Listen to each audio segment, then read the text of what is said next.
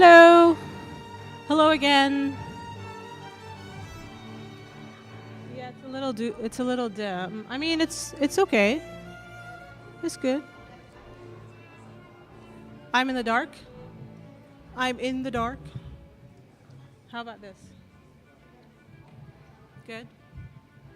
Okay. Please and welcome. Thank you.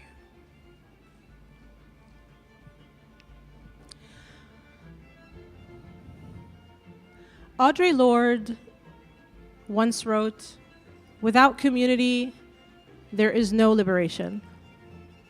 It is with this sentiment that I would like to welcome you to our annual signature event tonight, the Concert of Colors Forum on Community, Culture, and Race. My name is Riwa Zinati, and I'm the curator of public programming at the Arab American National Museum. Before we begin tonight's program, I'd like to ground us with an acknowledgement that we are gathered on the ancestral and colonized lands of the Anishinaabe peoples, known as the Three Fires Confederacy, and of the Wyandot people.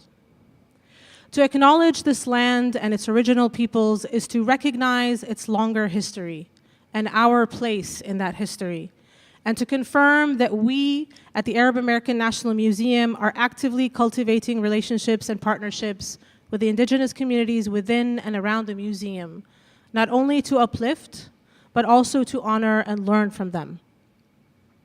The Arab American National Museum resides within the region with the highest concentration of Arab Americans in the nation, and it is the first and only museum of its kind in the US devoted to recording the Arab American story in its full range, richness, and diversity. Our Concert of Colors Forum this year is entitled "Until Everybody's Free, Artists for Liberation." Tonight, we welcome artists and advocates Annie Wenstrup, Hinshu Fani, Halima Castles, Nathan Zanga, and Jinan Motari, whose work centers the interconnectedness of oppression and the path to liberation, both here and in their original homelands, and whose voice speaks for those who continue to be silenced and erased. This is the work that we believe in here at the museum, and this is the work that we do. Because in the words of poet Gwendolyn Brooks, we are each other's harvest, we are each other's business, we are each other's magnitude and bond. Without further ado, I'd like to introduce our keynote speaker, Jinan Motari, hailing all the way from New Jersey. Let's give her a hand.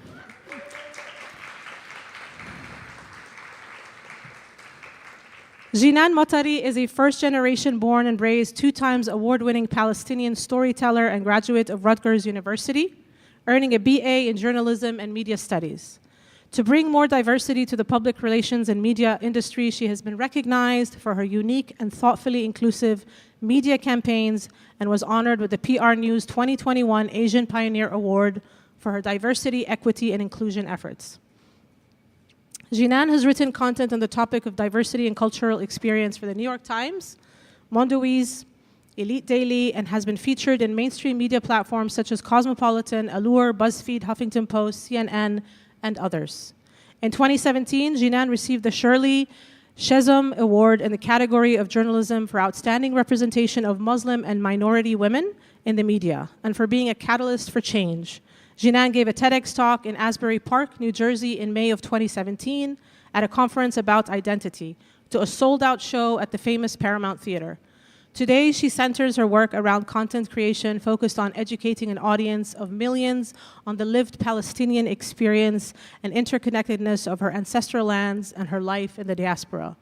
And she teaches media literacy to counteract the harm done to minority and marginalized communities by mainstream media. Please join me in welcoming Jinan Motari.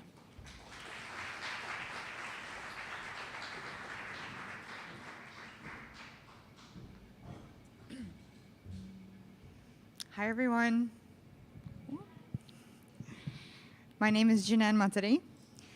I'd love to begin with a thank you to the Arab American National Museum team for inviting me to speak here tonight. It's an honor to share this space with you and be in Dearborn. I've been wanting to come here for a very long time. A brief bit about me for those whose Instagram feeds I have yet to pop up on. I am a Palestinian storyteller. In Arabic, we call them hakawatis. Naturally, because of my identity, my work centers Palestine.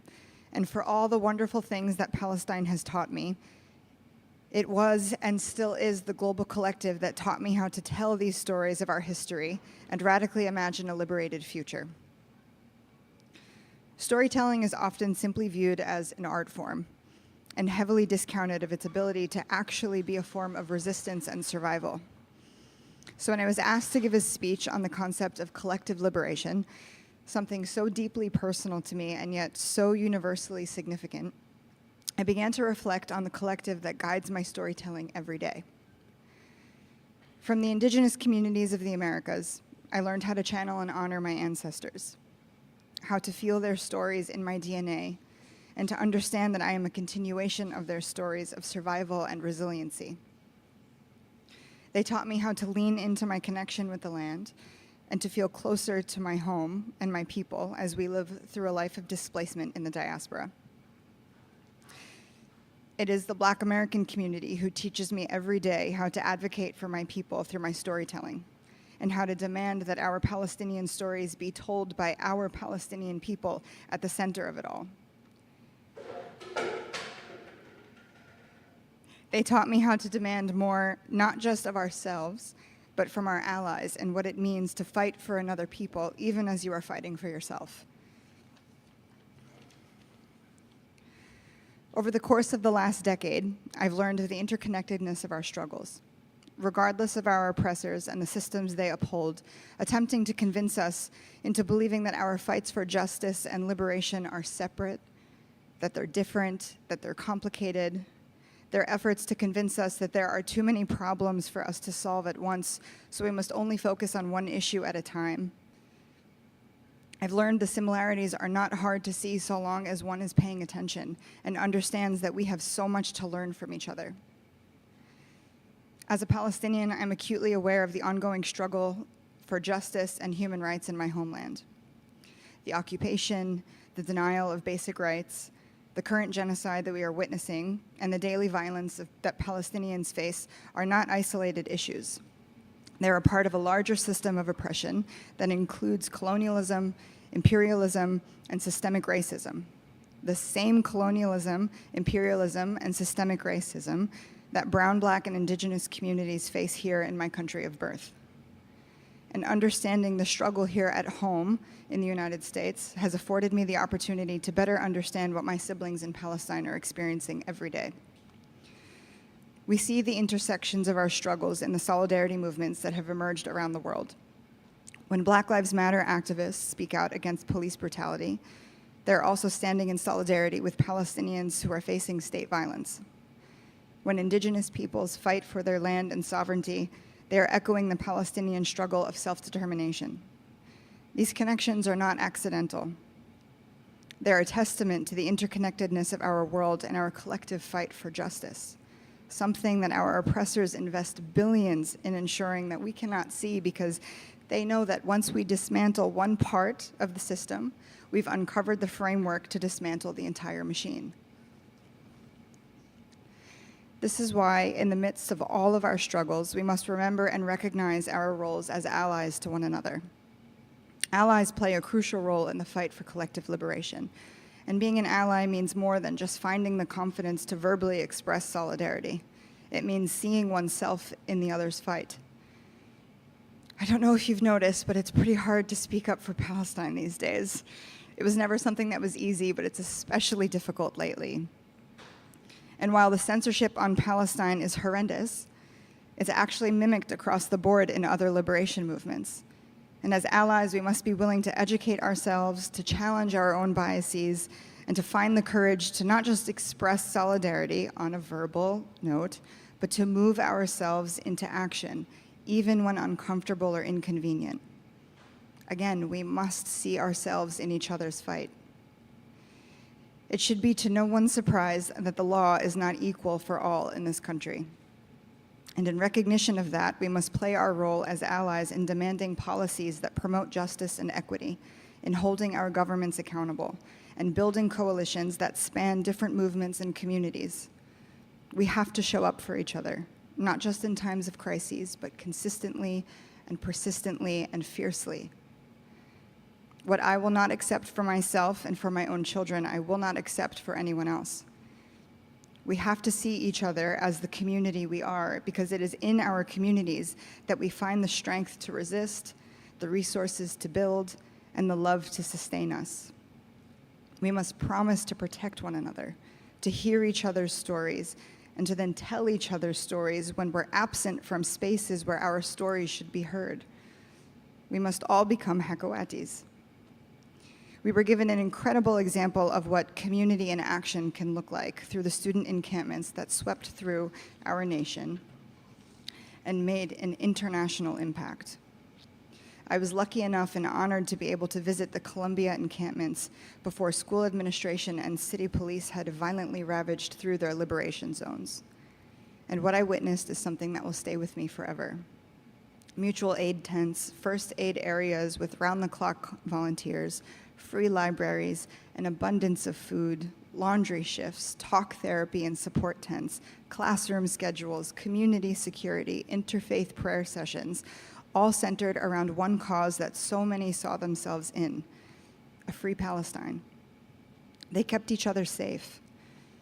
Those nights at Columbia, it became clear to me that we have an incoming generation of young adults who understand that we are capable of what we are capable of when we move together and center the collective. They have so radically imagined a new world for us, and so it is on us to let them lead us into it. It is notably difficult to grasp the world as it is today, but in the face of immense challenges, hope and resilience are vital.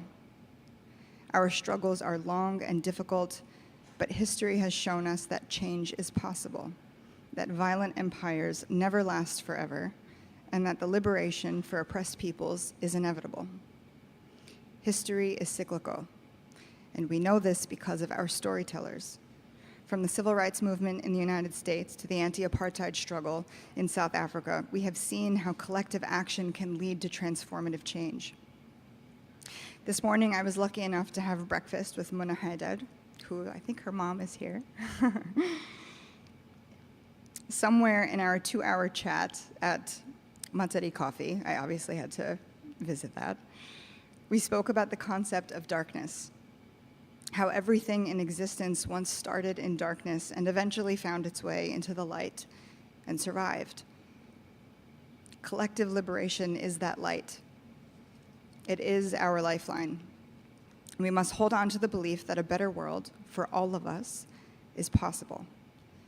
We have to radically imagine this new world and then tell its stories together. It's the only way forward. I'm so grateful that all of you have come here tonight. I know that we have an incredible program with some incredible panelists and performers and artists. We all have so much to learn from them.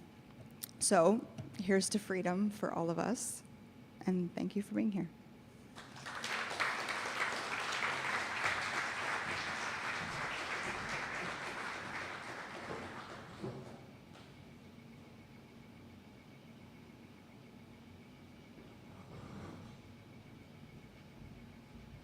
Thank you so much, Jinan. That was beautiful and so, so necessary. Yes, a better world is possible indeed. I would like to welcome our panelist and moderator to the stage. I'm going to introduce Khadija Mohammed first, our moderator for the evening. Khadija is a 24-year-old Muslim Sudanese American spoken word artist. Born in Sudan and raised in Saudi Arabia, her experiences have inspired her to explore themes of spirituality, identity, belonging, and home in the form of poetry. Khadija has been performing around the country for a decade, and her work has been featured in various publications nationally and internationally, such as NPR, the Detroit News, AJ Plus, and AJ Plus Arabia.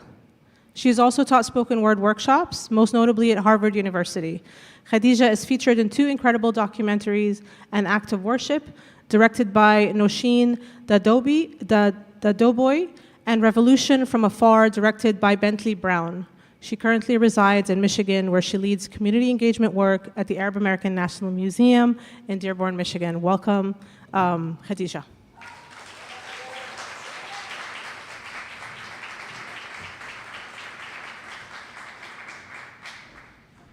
Thank you so much, Rua, for the warm introduction. I am so excited to be here. Before we begin, I would love to invite all of the panelists up to the stage. So everyone, if you can please help me in welcoming Nathan, Hind, Annie, and Halima.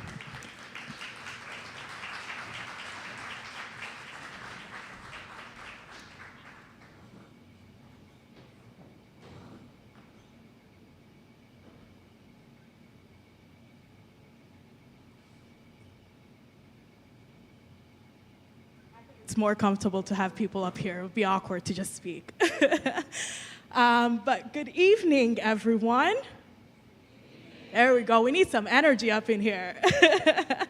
Thank you so much to the Concert of Colors, to the Arab American National Museum for gifting me with this opportunity to be part of this incredible forum with all of you here. I'm so humbled and honored to be amongst you all. Thank you to our incredible guests, you all who are here or tuning in virtually for being a part of this and for joining us. As we all know, we as artists kind of exist in a very unique moment in time right now, in an era of extreme censorship, surveillance, shadow banning, and media blackouts. And for myself also, being both Sudanese and American, I know that I live in guilt. I live in guilt that I'm here, that I survived by mere luck, and that I'm just not doing enough for my family or for my country. And I'm sure this is a sentiment probably felt by many in this room. We live in a constant state of grief, and within that, a hope is often buried. We witness ongoing genocides from our phone screens, and then we are being gaslit by media outlets on our TV screens that it's all a lie. So today, more than ever, we are in need of community. We need to unbury hope and bring it back to life. We are in need of healing. We are in need of moral courage to share the truth despite the backlash. And we are in need of artists, journalists, writers who are at the front lines and often the ones who are being targeted and even murdered for their work. We need those artists to continue picking up their pens, their paintbrushes, their cameras, and to continue sharing the narratives with the world. We as artists, as we know, serve as witnesses. We are documenters of history, and our art is preservation of the truth, of what really happened to be passed on to generations to come. You see, liberation has never been an easy task. It requires sacrifice, it requires bravery, it requires unwavering perseverance, unapologetic persistence, and firm belief that it is possible for us all. And so we are so blessed to be here tonight in conversation with four incredible storytellers and truth tellers and powerhouses and artists who have made the commitment to utilize their art to fight for liberation. Hind, Annie, Nathan, Halima, you are heroes in my eye. And I would not do your introductions justice, honestly. And what better way to have somebody introduced than to have you all introduce yourselves. So I would love to start with introductions, if we all can just go around and give us an introduction of who you are and the work that you are doing. We can begin with Hind. Okay, is this working? No. It is? Oh, you just can't hear yourself. Fabulous. The best. Hi, I'm Hind Choufani. I'm a Palestinian filmmaker and writer on paper. In reality, I think I do a little bit more than just film or writing. I'm a documentarian more than sort of other types of film. I've been in the film world for 25 years across Beirut, Syria, Jordan, Dubai, the UK, and now the US. I'm a mixture of my background, but I am from Galilee. Originally, my mother and my father are both from Galilee, but I was raised in the, let's say, Arab refugee world. Diaspora only came into my mind when I was in America, the diaspora here. We're more sort of the refugee world of the Arab world. I write about feminist issues, secular issues, love and lust issues, politics a lot, death, family and ancestry, and I work with a lot of archive. and I live now in Brooklyn. I left the Arab world because I thought maybe living with no censorship would be fantastic, and then I moved here as the rise of fascism set in. So we have a lot of work to do.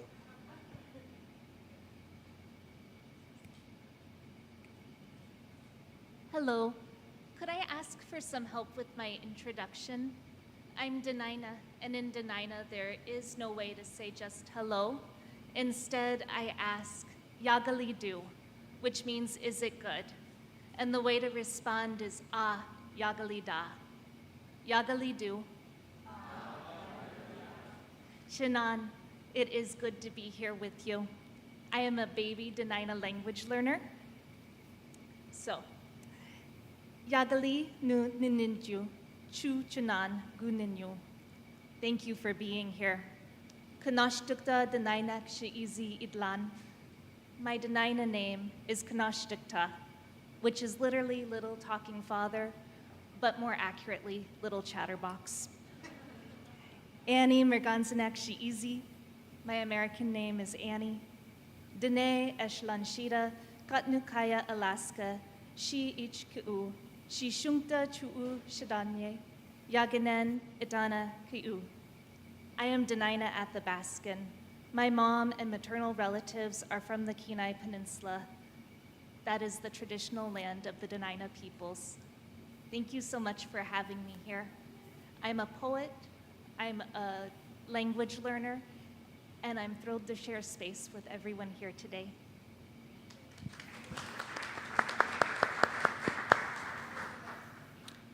All right. Good evening, everybody. Thank you all for being here. I'm so honored to be here with you all. My name is Halima Afi Cassels. I am an interdisciplinary artist born and raised in Detroit. I'm a mother, I'm a gardener, and I would just say, you know, the thrust of my work is how do we live in the world that we deserve? We deserve our freedom, we deserve our time, we deserve respect, we deserve love. And so I have a presentation at the end. So you'll see some of my work. It's visual and interactive. And I'm also, I'll say, a baby organizer. I know I'm up here with, you know, heavyweight organizers, but I really have just found my voice in speaking to city council and other local spaces here, because I feel like there's so much that's going wrong, and if none of us are using that voice, and like you said, with a lot less repercussions than perhaps other places in the world, you know, so, you know, we really have to use our voice where we can and say what's really, you know, on our heart, what's needed. And that's pretty much me in a nutshell. So I'm grateful to be here with you all.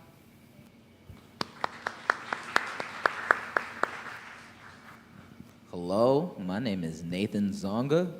I was born and raised in Seattle, Washington. I am the son of two Congolese immigrants. My art medium is, I'm a singer, songwriter, rapper, producer, but primarily a storyteller. And I'm just grateful for the opportunity to be here to speak to you guys all today. And I'm grateful for the fact, I think my God-given ability was just to be a connector. And I think music unifies people like no other medium. Like all art is connection, but like music really God speaks through me through music, so that's what I try to do my best. And just speaking power to people. And I'm just a firm believer that I am you and you are me, therefore we are we, and just uplifting each other because we are each other.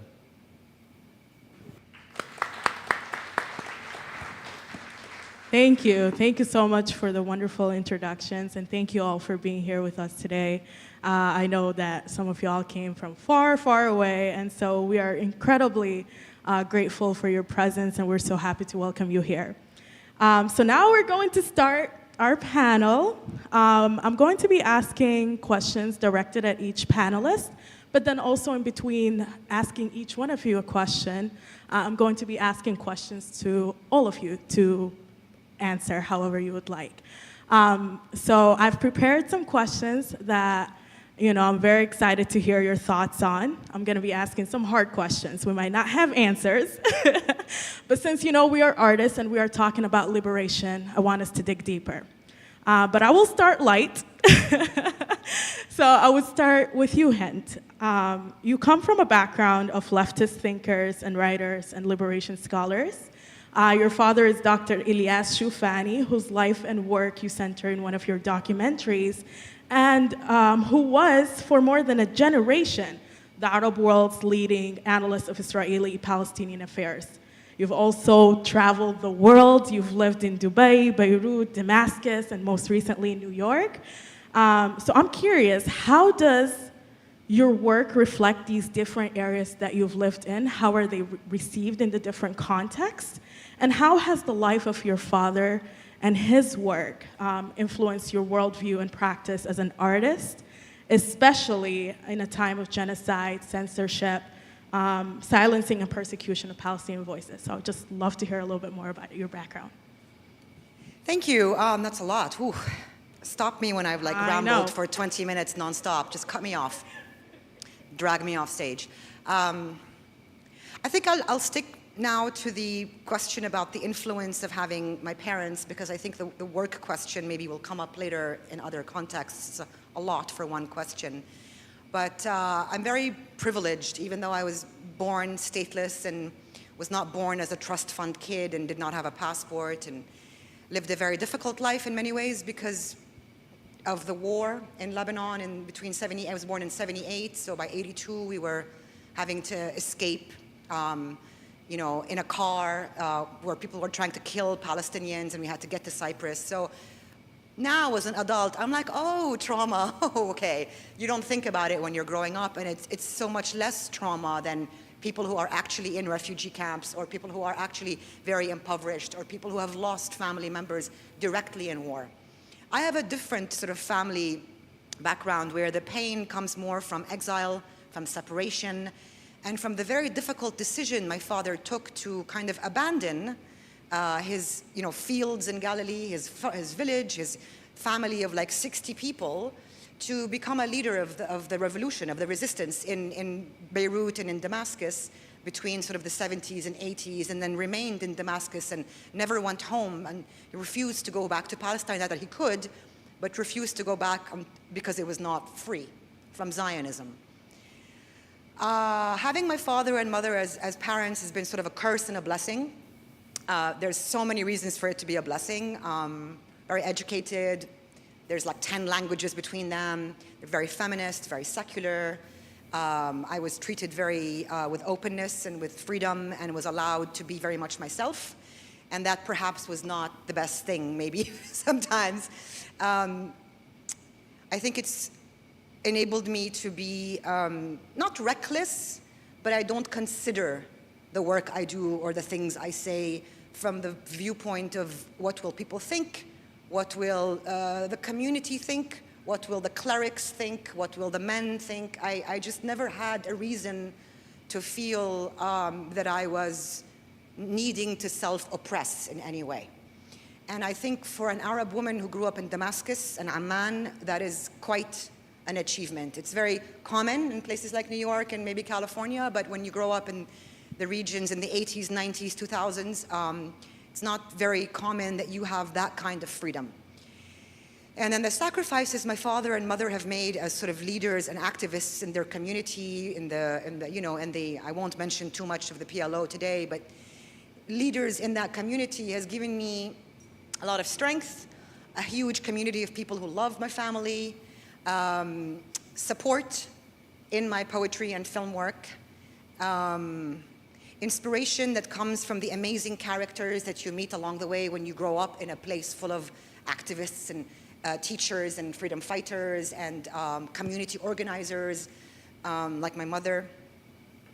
So, yeah, it's an incredible privilege, and I think that has enabled me to put on 10 years of poetry events that were very uncensored between Beirut, Dubai, and Amman. I created a poetic movement in the mid-2000s, and for 10 years we performed, and we performed in a non-commercial, non-capitalist, non-paid way. So I think my parents enabled me to put in a lot of labor without expecting money in return, which, we'll see about one day, but it's been wonderful to develop a community of writers that I am still in touch with today. And I think because of this background, and all the books and the music and the thoughts and the Marxism, and I love language, and I love people's lives and thoughts, and I love women's hidden lives, and I hate the patriarchy, and I hate religious fundamentalism and oppression, and these are the things in my life that I have always worked on. Now with the genocide, of course, things are 1,000 times more acute and painful, but I think fundamentally we're dealing with the same form of erasure, of oppression, of dehumanization. And I love being the kind of woman that no one in the world has been able to dehumanize when in public. I think it's a good thing for Palestinian women to be like, I am here. Yes. Thank you so much, Hind. Thank you. It is actually like such an incredible thing that you grew up with such parents who instilled those things in you from a young age. You've got a head start there. A lot of us have a lot of unlearning to do. Now I would love to ask a question and pose this to all of you. You mentioned that love of language, and that got me kind of thinking about language in the context of imperialism and colonialism. So we as artists, we use instruments that are derived from colonialism and imperialism, such as language and the camera and amongst many other things, to tell our stories and to drive liberation. But also, we know that the master's house cannot be dismantled by the master's tools. So in another world, what would our tools of liberation look like? And how do you see yourself revolutionizing or re-engineering these instruments that we have at our disposition today? So it's kind of a really complicated question, but basically, like, we're here talking in English. This is an imperialist colonial language, but we're talking about liberation. How do we kind of go back to our roots to reclaim language as our own, to kind of redefine what this liberation looks like? So if anybody wants to open that. Dang. I know, I said tough questions. I'm not asking light stuff. They got a good moderator up here.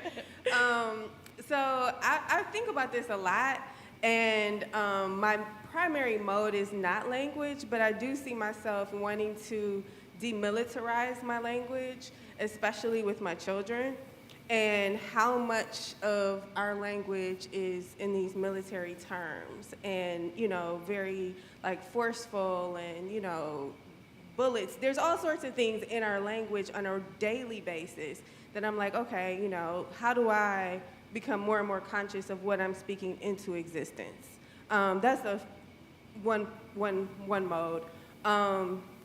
The other thing is I often ask my children questions, and that becomes a great context for my work. If you had a magic wand, what would be different right now?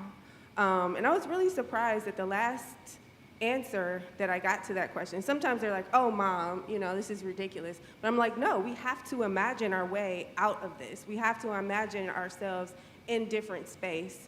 And my older daughter said, I would abolish our government.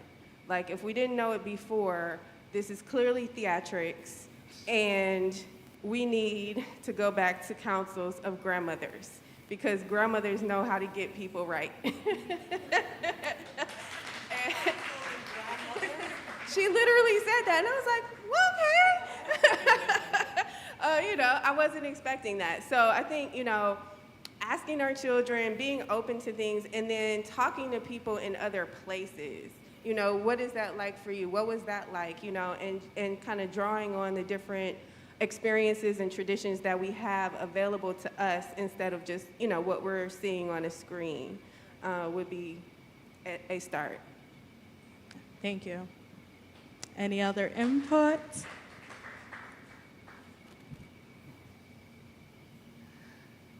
I think one of the things is, right, like, especially the English language is hierarchical, and I feel like that's where poets really have a chance to disrupt that, right, to disengage from the subject-object relationship in grammar and refocus the language back on connection. I'm part of Indigenous Nations Poets, which is a national poetry group. It supports emerging writers and offers mentorship with established writers. And one of the biggest gifts that community has brought to me is a focus that language, whether we're writing in English or with our heritage languages, the purpose of language is connection, right, within that community. I don't think that's the case with how the English language is, to use militarized language, deployed against us. And there's a way of using language to reinforce that hierarchy, to reinforce systems of power. And so it becomes our job as people who engage with each other in English as we're embracing our heritage languages to really look at how do we disrupt that and how do we ensure that our language is serving our community and our families and honoring the relationship that each of us has with the lands that we come from.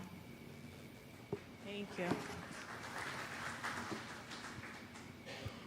Do you have anything to say here? I do, but Nathan? you haven't spoken yet, my friend. I was just gonna say, in the sense of language, one of my biggest regrets growing up is that I never learned how to speak my parents' native tongue, Lingala, and like speaking to other Congolese people in our community is like, shame on you. What are you doing? Come on.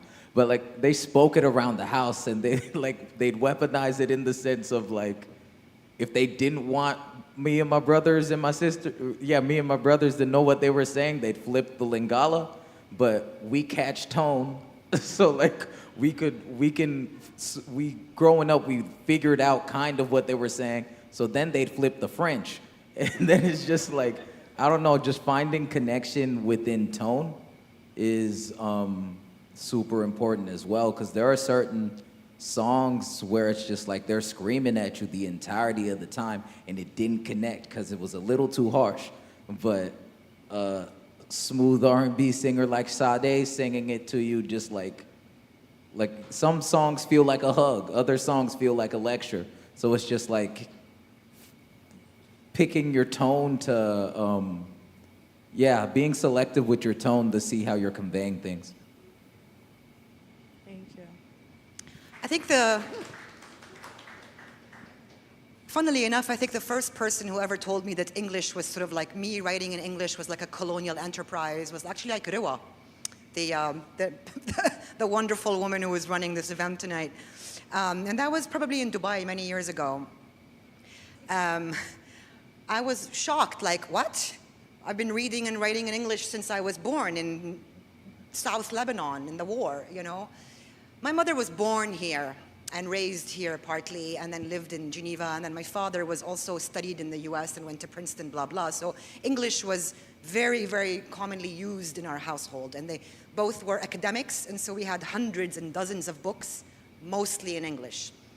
I learned Arabic incredibly intensely because I grew up in Damascus and then took an A-level in Arabic, so my Arabic is excellent, but I've always found myself more able to enjoy and express myself in the richness of the English language, which is not as rich as the Arabic language, I agree, but that was sort of the language that I found myself in the community I was in my artist community, able to express in. And maybe that's why I wasn't like beaten up in the Middle East, because it was all in English, who knows? But I disagree with this concept that like the language itself is violent, or the language itself is colonial, or the language itself, I mean, I speak French. We have people in our family who speak all sorts of languages. A language is a tool. It is what you are saying I think, that makes more sense to me to criticize. If I write something in English and then it gets translated into Arabic, is it then no longer a problematic issue? If I didn't know English, or would I have enjoyed Jim Morrison or Leonard Cohen or June Jordan? How would I have June Jordan without English? So I don't think about it that way. I think about what you're saying, and yes, choosing the language that feels of use, of service, of community, of love, of desire, of faith, of values. But whether it's in English or Farsi or Haitian, it doesn't really matter. It is what you have inside you as a toolkit. And sometimes I do work in Arabic. All my films are in Arabic, but all my poems are in English. And I have no problem with that. And I do not think, maybe I am a victim of colonialism, maybe. It's very possible. I will try to work through that in my life, but I don't think about this. It doesn't bother me. Okay, that's some interesting insight. I like that perspective as well about, it's a tool, absolutely, and it could be utilized in a good way or a bad way. Thank you. I would love to shift the conversation over this way to you, Nathan. Using interviews captured over a decade, Enough is a hip-hop film that explores your journey from a kid born to Congolese immigrants, to a teenage artist, to a frustrated young man struggling to overcome pain and cynicism. The film shifts through your conflicted feelings about race, policing, and grace in a broken world. And indeed, we are living in a broken world. As we witness the incredible devastation in Palestine, Sudan, Congo, Yemen, Iraq, Lebanon, and the list goes on. So tell us about Enough. What drove you to pursue this work, and how does creating make sense in a world that doesn't make any sense at all for you? Yes. Just tell us about the short film Enough. What made you pursue that? And how do you see that creating such creative pieces makes sense in a world that doesn't make any sense? How do you find grounding in that? I wrote Enough is a two-part music video / documentary. The first song I wrote in 2016. Post Trayvon Martin dying, and post Freddie Gray dying, and post so on and so on and so on and so on. And for my generation, I think the death of Trayvon Martin was the first, nationally televised, we're talking about this every day, and we're all hurt together. And it's been happening for years upon years upon years upon years. I don't know why it felt like we were ignorant to it beforehand, but at that moment, it felt like I just wanted to be able to say something to keep us together through the turmoil, and then it continued to happen like it had prior, and it continues to happen today. And sometimes your words and calling for peace feels hopeless. So I wrote the second song in the sense of that hopelessness. And I use music as a tool to convince myself that I'm not a crazy person. So it's just I know I feel hopeless now, but you can't stop hoping. You can't, it's not over, and it's just a reaffirming of it's not over. We can make it through this. So, I've been doing a documentary series with this writer, Rick Stevenson, since I was in 4th grade, and he just interviewed me once a year. And I use clips from my interview since I was 10 to 21 when we put out the film, just gathering my perspective of me growing up. And there's I don't know, there's recurring themes in me growing up. Like, I still am a hopeful person who gained cynicism, but like can't give up on love. Absolutely. No, I get it. And I watched the film, and it was just such an intimate and beautiful piece. It made me kind of like feel like, yeah, enough is enough. Like, I think we're all very, very tired. It's very difficult to find hope, but we find it amongst ourselves. We find it amongst community. But I just thought it was such a beautifully executed piece. And it made me wonder, you know, all of us as artists, as individuals, we carry a lot of traumas, both generational trauma and trauma that we are enduring, even though we might not think we are, you know, being traumatized by the images that we're seeing on social media. Or, you know, like, we're not there, but we're still witnessing. We are witnessing everything that is going on. And it made me curious to ask you all, how do you find healing within your art? What does the art that you produce do for you as an artist? How do you find healing in the work that you do, even though it's so heavy?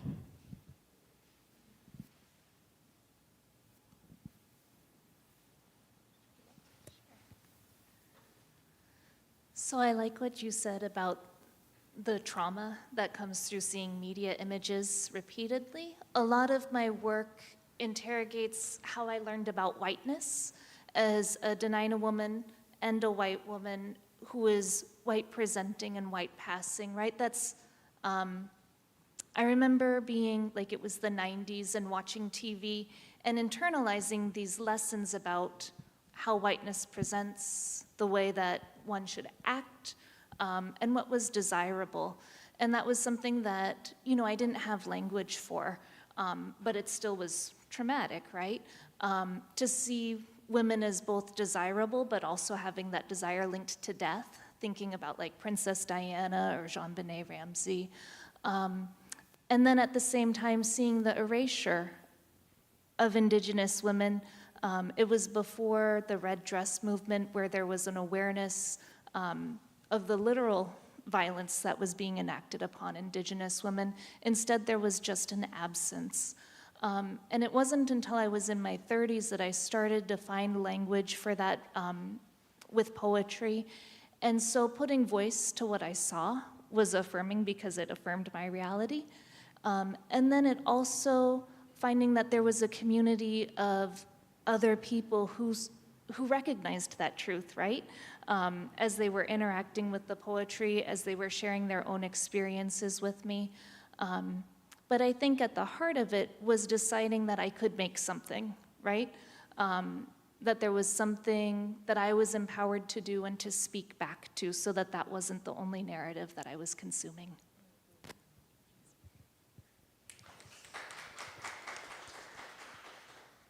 Healing.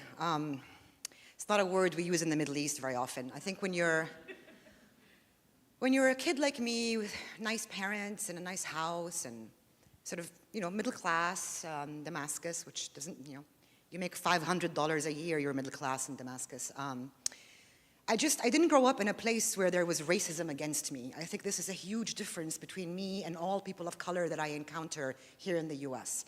I was a Palestinian and a Christian around maybe non-Palestinians and around a lot of Muslims. But at the time, there was no separation between me and Syrians, me and Jordanians, me and Lebanese.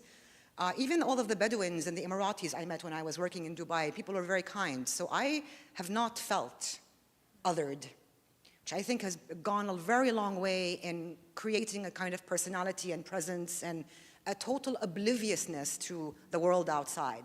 It doesn't really play into the concept of my work. So I'm not battling against something about my identity. I don't have identity issues. I've never thought about my identity. I was just a Palestinian living in all these countries where there was lots of other Palestinians, and we all spoke Arabic, and some of us spoke English, and everyone loved us, and it was fine. There was one guy who was a Maronite phalangist fascist who wouldn't love me in high school, but that's, you know, Beirut is complicated. my mom explained, Tony is not going to date you. You're Palestinian. He's a Lebanese, militia. They hate the Palestinians. I was like, what are you talking about? We're wonderful. So there are times when you learn that not everyone in the Arab world is fond of Palestinians. But for the most part, we were very beloved, as we should be. We're wonderful people. So there's that maybe kind of separates me a little bit from a lot of the artists I meet here who have to strive to have their place. The second thing is, we also didn't think about things like healing. I was 12 years old when I tried to write a book in the vein of Anne of Green Gables. As her alabaster bra went into the field, her puppy, I was trying to write some kid in a prairie at age 12 in Damascus in the 80s. Why? I think it's just something organic and intuitive for me. I'm not a trained writer. I'm a trained filmmaker, but I'm not a trained writer, but I've written a lot. It is just something in the DNA, and it is a connection to another realm. I don't believe in God, but I believe that when I sometimes write 10,000 words a day in my new book that I'm writing, those 10,000 words in the space of 4 or 5 hours, they come from a place that is not me. Maybe some vodka, maybe some smoking, but in general, there is a channel that is happening that is very healing, but not that something I was conscious of growing up. It just is what it is, and I think if an artist is able to be an artist, no one stopped me, which is amazing. When people don't stop you and what you do gains more momentum and you gather like-minded people around and then the act of creation feels good, then you're a very, very, very lucky individual that you have that expression. My mom died when I was young. I lived in a war zone, and I didn't see a therapist until I was 45. Never took any medication either. Why? Because I wrote, and because I danced, and because I made films, and because I talked to hundreds of people in my documentaries, and because I was allowed to cry on stage and curse and discuss men who were terrible to women and politicians who were terrible to people. I only needed therapy when I came here, so that makes very much sense. That's beautiful. Thank you. Thank you. Halima, please. That was great. Yeah. Thank you for this question, because I'm like, what do I do? Oh, right. I get to go outside in my garden and put my feet on the ground. Every time I do that, like bare feet on the earth, I feel great. And it doesn't take that long. And I remember when I was like early teens, I went to visit a friend's grandmother in Trinidad, and we walked out back, and there was everything in the garden, like literally everything on earth. The only thing we went to the market for was like rice and meat. And so, it was like these beans, onions, mangoes, jackfruit, like every single thing. And I was just like, oh my goodness, I want this.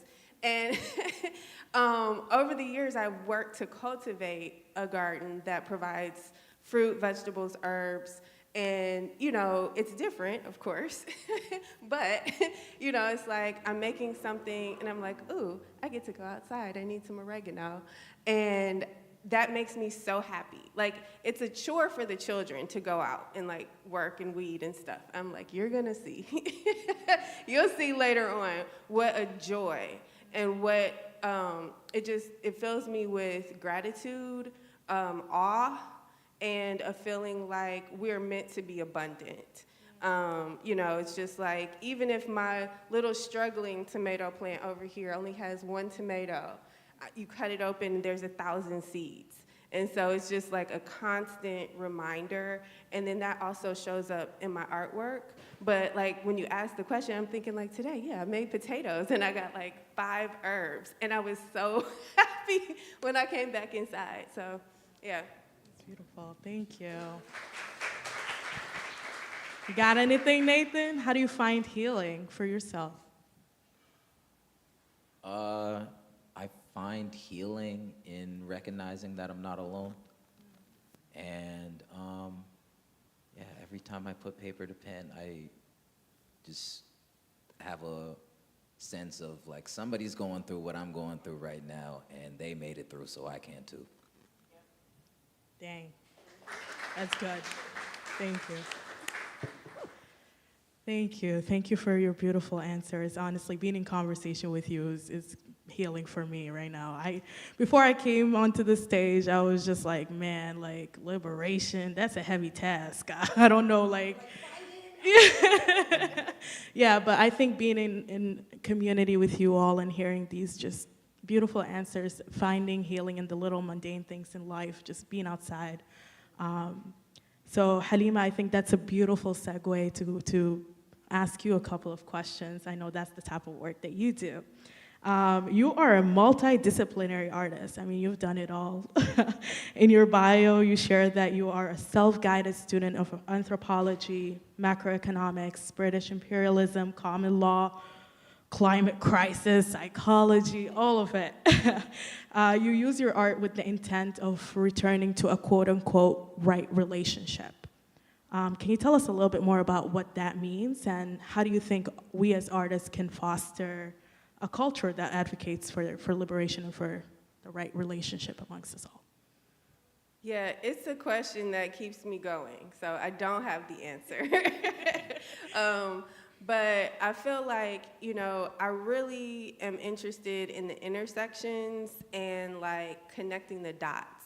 Like, how do we get here? Why does this make sense? Why are we like doing things as a society or, as a culture, as a world in this way if ultimately when I ask people what they want, most people want to be like safe and secure, have their children be healthy, have a good life, which often is, includes arts and enjoying each other, enjoying family. So it's like, why are so many systems set up against this? And to keep people constantly working for what they need and getting less and less and less and giving more and more power to corporate structures and, just kind of like, to me, it's like the biggest puzzle of how do I extricate myself while living here where I live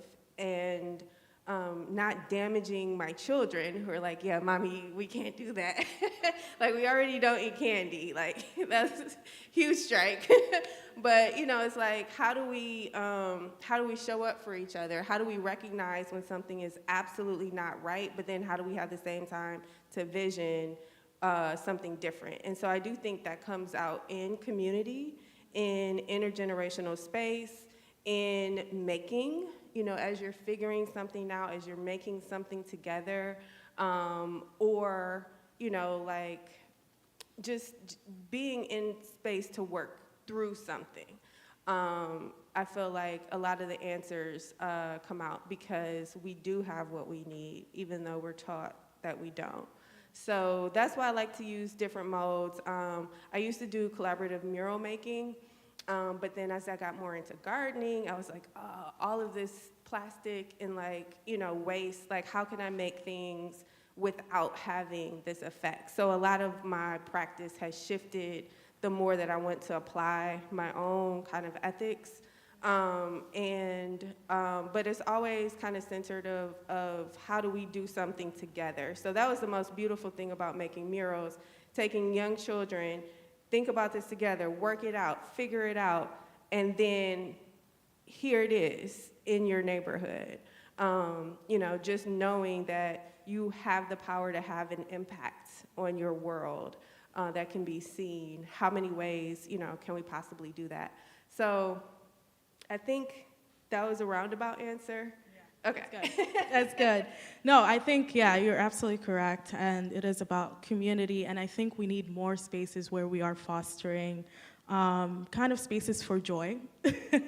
I think, as a community, we need to create those spaces for ourselves. And I love that you're doing that for yourself through like gardening, and that's really dope. We have a rooftop garden, by the way. So if y'all are interested in gardening, come visit us at the rooftop garden. You gotta come. All right, so I think I'm gonna ask one more hard question to you all. So as an artist, You guys are put on a pedestal in a world that operates in the language of supply and demand, value and circulation. So in essence, you become a commodity. How do you reconcile being commodified with being an artist whose profession and work is or should be inherently priceless? I know, it's tough.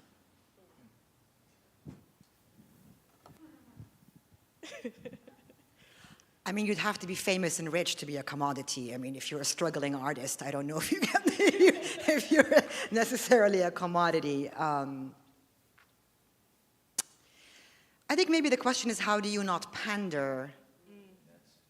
You know, maybe how do you maintain your values and integrity in the face of people saying, don't say this or don't say that? Or I was invited to TEDx Hungary, 2011. I mean, I hadn't really done anything in my life, but my friend was like, you're such a fabulous speaker. My friend in Hungary would like to invite you to TEDx.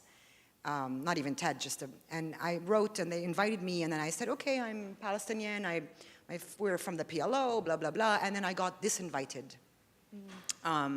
Clearly, it didn't really matter, but it didn't stop me from being the person that I was.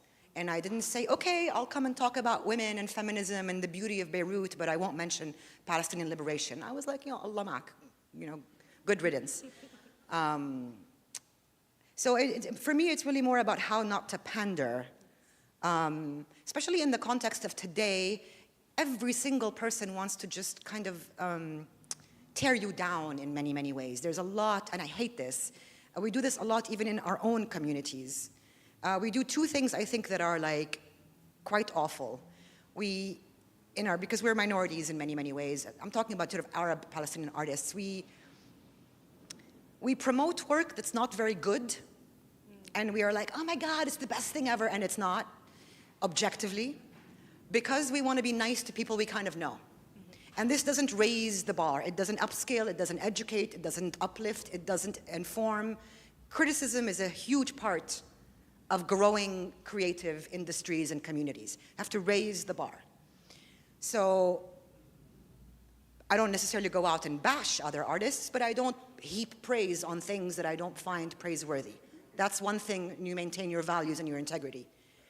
I also don't treat people as if they are one comment or one mistake or one thing that they've done, which we love to do in the activist community. I've seen it around many of our influencers, if you want to call it, or our artists or our community speakers. It's just so much gossip and so much envy and jealousy because we're constantly fighting for crumbs. There's like one film fund for all of the Middle East in the Arab world, and imagine the amount of artists vying for that fund. So the competition makes people a little cuckoo and manipulative, and I've been very lucky that within my close circle and within myself, this hasn't come in. We're still a very strong unit, me and the people I've been working with for over a decade. But we have to be very careful in our criticism and in our lack of criticism. I think that's important in terms of how we are in the world of the commercial world. And I have written bank copy for money. I have no shame. Like, I am a girl who has lived alone since I was 17, and I have paid my rent since I was 19 on my own. If I had to, at some point, work for a bank to do some translation, that's fine. It doesn't make me less of a poet. I wouldn't go and work for the IDF or the IOF. You have to make choices. And I now do a lot of research before I accept a grant or I accept an invitation. You have to check where people are coming from and who's paying for you to go there. It's also important. But yeah, do what you do and see where it goes. I mean, this is all just a grand adventure, right? And I think if you keep your values and your integrity and the ethics that you hold on to, you can't go wrong. Yes. No, I like that perspective a lot, and you're absolutely correct. Like, how do you not be a sellout? Like, you know what I mean? When, like, you gotta actually also think about survival, you know what I mean? You gotta make money as well, but you gotta hold on to these ethics. And now, like, everything is owned by Zionists. So like, what do? You know, all of these foundations that you're applying for grants for, Zionist owned. So do you accept that money? Do you not? It's a very, very difficult thing to grapple with in this moment. So I've turned things down yeah, because they were loosely, yeah. Yeah, I wanna piggyback on that because I definitely agree, and I feel like there's a lot of nuance in ways that you have to sit with for yourself. Like, what am I willing to trade my time for, honestly? And also, what are the details in this contract? Do you own some portion of my work? Do I have to show up next to you and, you know, like condone your value system? Or is this kind of like, here you go, make art, no strings attached? Yeah, similarly, I think I was offered something and I read the contract and they're doing like all this new language. It's not even the boilerplate from 10 years ago. It's like, we'll own your likeness in perpetuity in any media form now known or will be known throughout the universe for not only documentation, but marketing and products. And I just, you know, politely used a red pen, sent it back to them, and they were like, okay, I'm sorry. And I was like, well, that's okay. I don't want my face to be in a self-driving car selling you a Coca-Cola, because basically that's what this contract is saying if I take this.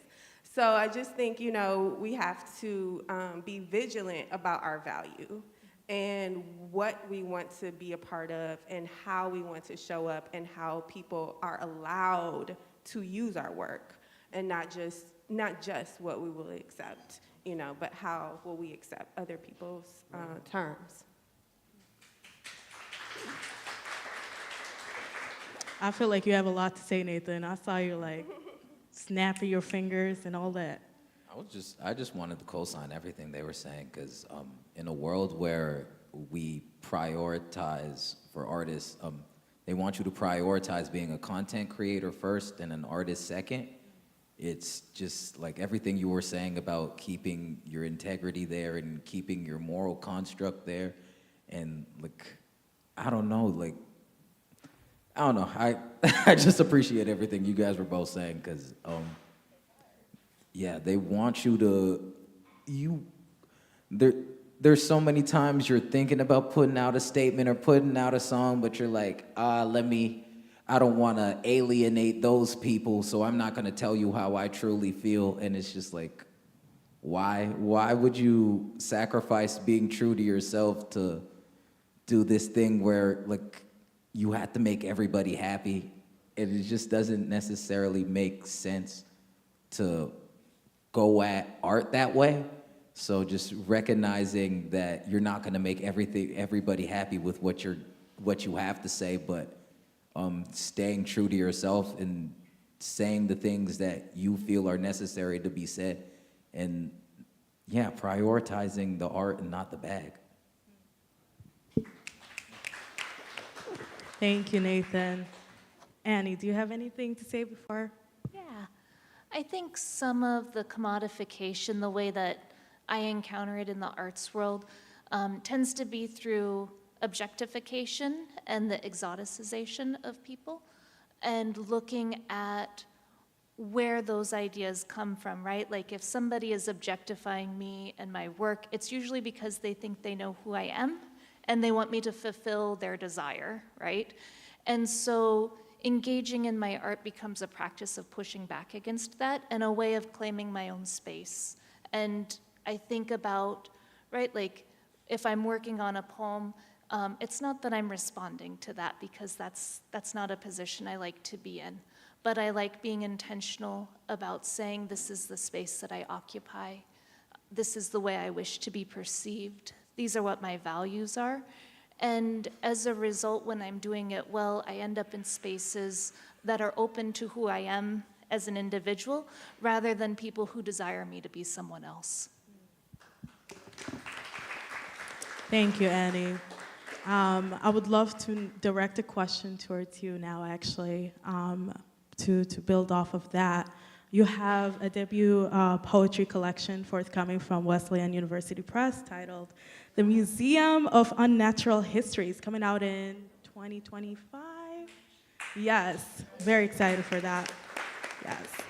I would love to hear a little bit more about your book title, especially in the context of your relationship with history and language and, both learned and ancestral. I would love to hear your perspective on that.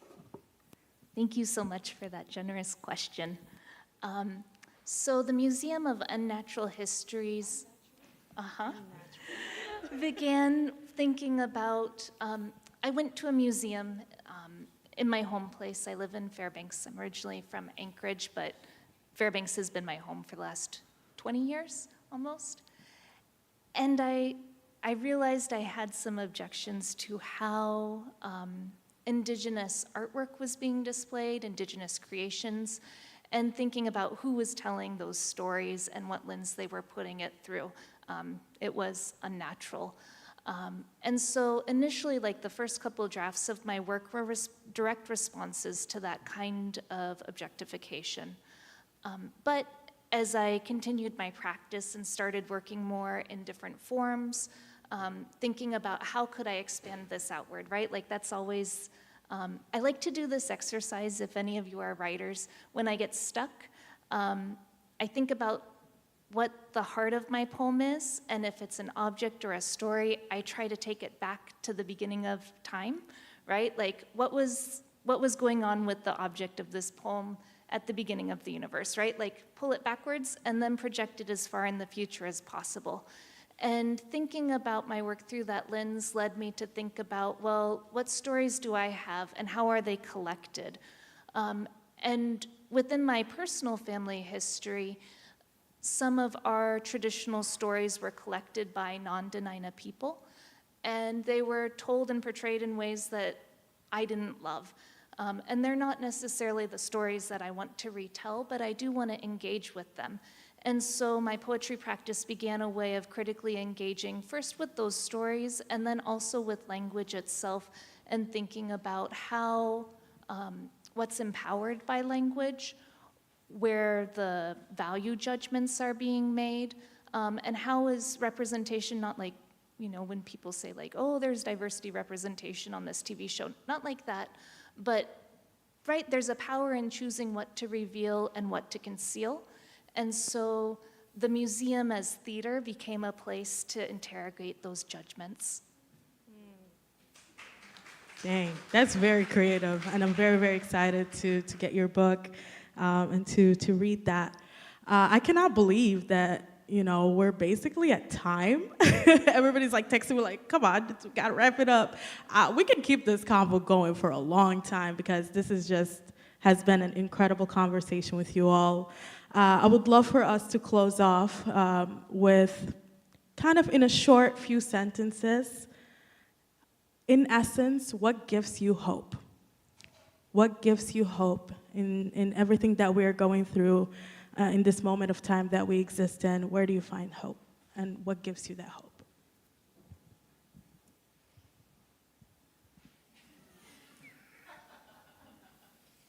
No, it's amazing because I think I've been not even thinking of the concept of hope for decades, just doing what I do for my own self and for my friends and for survival and for fun.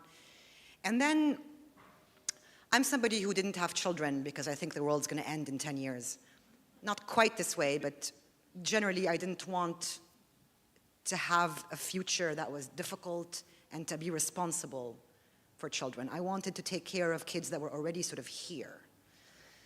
But everything changed in the past year. I couldn't believe what the young people of America and in other continents and other places were doing for Palestine. I couldn't believe there was a global intifada in our name. Couldn't believe there were people in Shibuya in Japan doing this. I mean, I can believe Yemen, there's 1 million people in Yemen. I've always seen the Yemenis. But to watch kids at Columbia University, Duke, Harvard, people being dragged away by the police, teachers screaming in our name, for me has been an incredible source of solace as I watch thousands of Palestinians get bombed to smithereens. It's a very polarizing space. It's a very difficult space because I am incredibly saddened by what's happened, and it's very difficult to get through the day. At the same time, there is an elation that comes from seeing thousands of people standing up, showing up at like Pelosi's home, and I don't know, Matthew Miller's home, and people throwing blood on the streets in front of their home. Like, people are doing things. And if they continue, we have a chance. If we don't,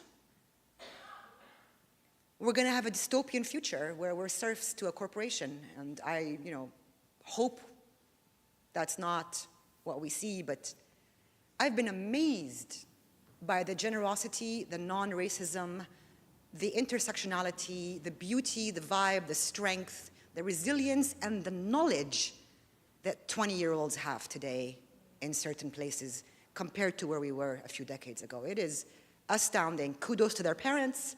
Kudos to all of you who are working with in sort of, minorities, and I don't know if that's a good word to use. I'm not very PC in America. I have to learn things.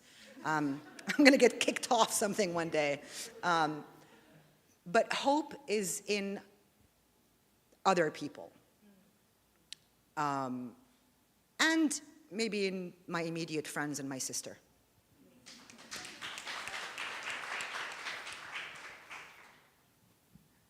Last month, I had the chance to spend time with Glenn, a Dakota elder, and he was someone who grew up separated from his language and culture because of boarding school. And that's not his story. His story was about becoming a Dakota language teacher and the children that he worked with throughout his career.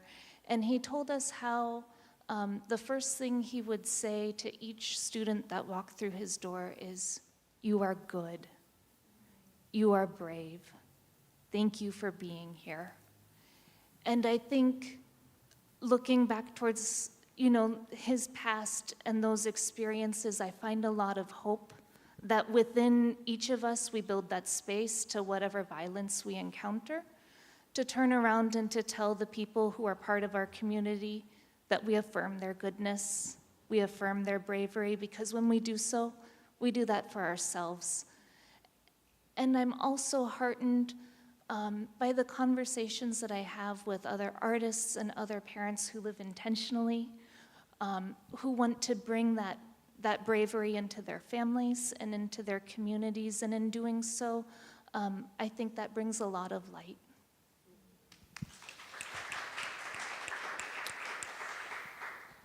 I could just say ditto. But yeah, basically, yeah, young people and community. Like, I get so much from stuff like this, as well as like people that are in my circle, that yeah, I'm full of gratitude. Yeah, everything they said. But just conversations like this, just like recentering yourself in your purpose, that really gives me hope, because it's just, there's too many people fighting for it to mean nothing. Thank you. Annie, that was very, very beautiful, and I would love to echo this back to you, that you are good, you are brave. Thank you all for being here. This has been such an enlightening conversation, and honestly, we're extremely blessed to be in conversation with you. Thank you for blessing us with your presence and your light and your time and your energy. Honestly, it means a lot to us here, and I feel the love and the beautiful spirit in the room, and I would love to open up the space to our guests here for a very short Q&A for our special panelists. So if you have any question, we would love to hear it.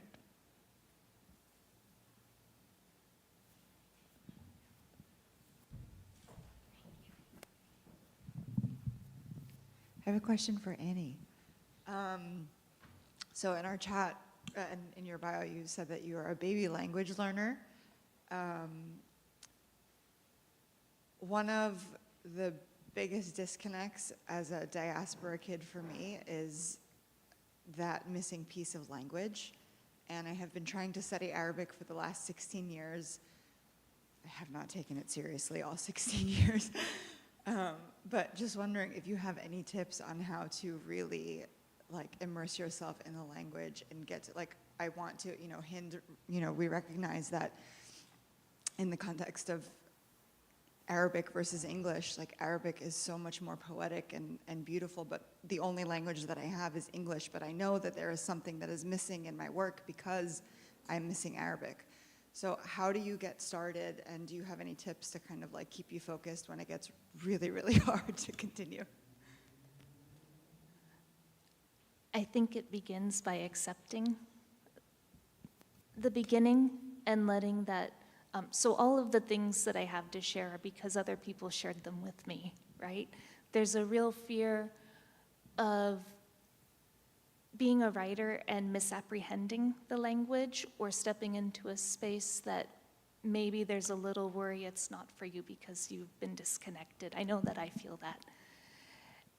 And I think some of the things to just share more about what Glenn shared with our mentors last month and his wonderful wife, Gwen, was accepting that one word is enough of a place to start, and that interrogation of the word opens up to connection because that word relates to another word. And that word was given to you by someone, right?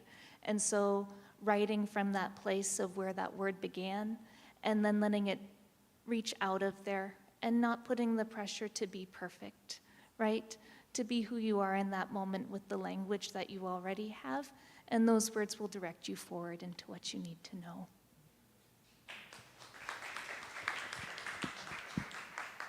I want to give you a tip straight from my mother from was it the early 90s? Yeah, she spoke many languages, but I was 16 or 16, and she said, you have to learn French. I'm like, okay.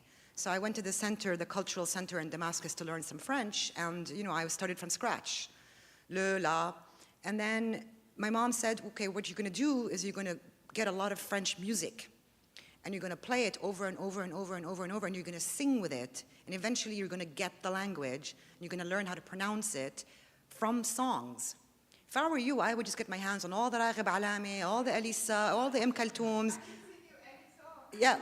Yeah, that's the way to keep the language alive, is to sing along with music, and eventually maybe I also found French poems that were very short, very basic, to start reading a little bit in French. I loved poetry, but it really helped. I developed a big crush on my French teacher. That also helped. I wouldn't advise that. But I spoke French within a year, and I could sing along to many things, and music really made a big difference in being able to be comfortable with a language. Sing in the car.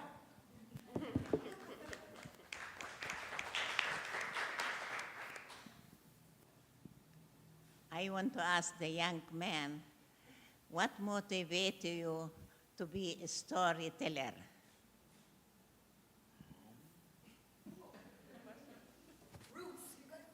That is a great question.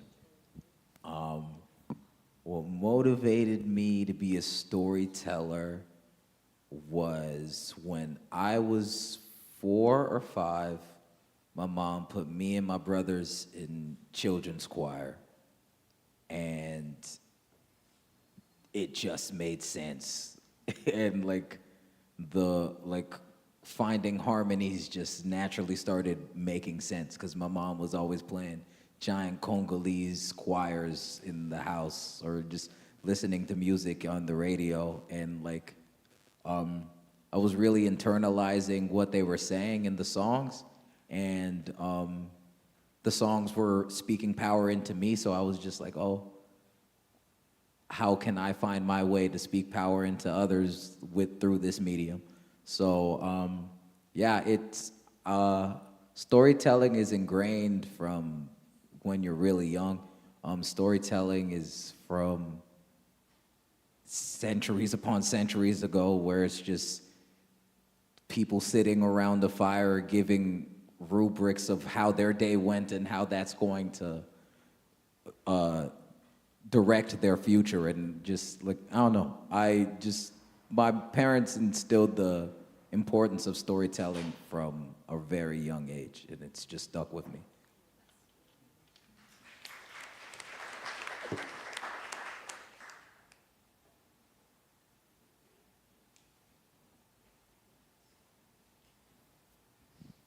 Hi. Can we hear some of your work, like poetry or short story or something? Wow, what a segue. That is exactly what we are about to do after this question. Thank you for giving us a head start on that. So that concludes our panel discussion portion of the night. Please give it up for our incredible panelists and for yourselves for being here. So I would love to invite you all to join us back here. So we would be calling up each artist to share with us their work. So thank you all so much. Thank y'all.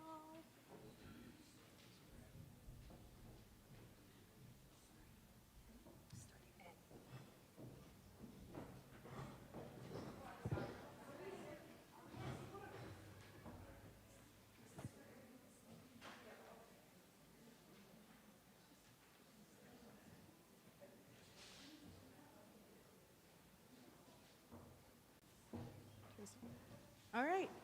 Wonderful. Thank you all so much. So now we will do our artist showcase for the night. I would love to invite up our very first artist, Annie, to the stage, who will be sharing with us some beautiful poetry.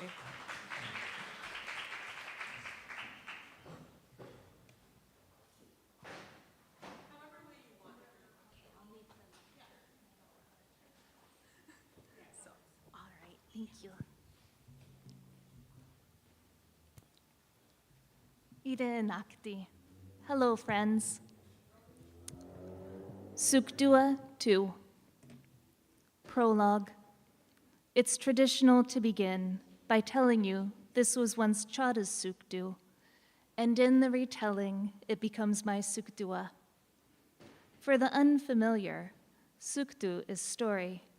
Sukdua is a story that's become a personal story. And I've decided that this is akin to how some people build familial homes. Oh, it's our ancestral family home. My greatest grandparents built it.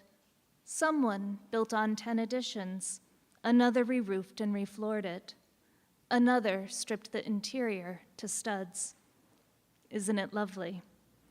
In this fictitious exchange, I imagine you looking for what was once there.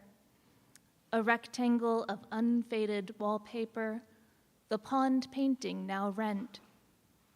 The movement from Sukdu to Sukdua necessitates change, an authorial reckoning with what remains. My initial imagining was wrong. This is not a house or rooms that I reorder. Here, I am moving towards scape land, mass land, place, landfall. No, here I find myself and my timekeeping within it. That's not correct either. Here, in March 1986, Augustine erupted. The main plume deposited 1.5 centimeters of ash atop Kenai, Alaska. Significant pyroclastic flow was noted by someone, I don't know who. The subsequent dome growth is comparable to pre-1883 heights.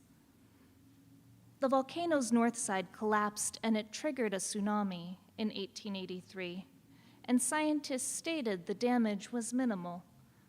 Only a few vessels floated away. It's nice to minimize loss when possible, and the loss was related to the tides and their patterned diminishment.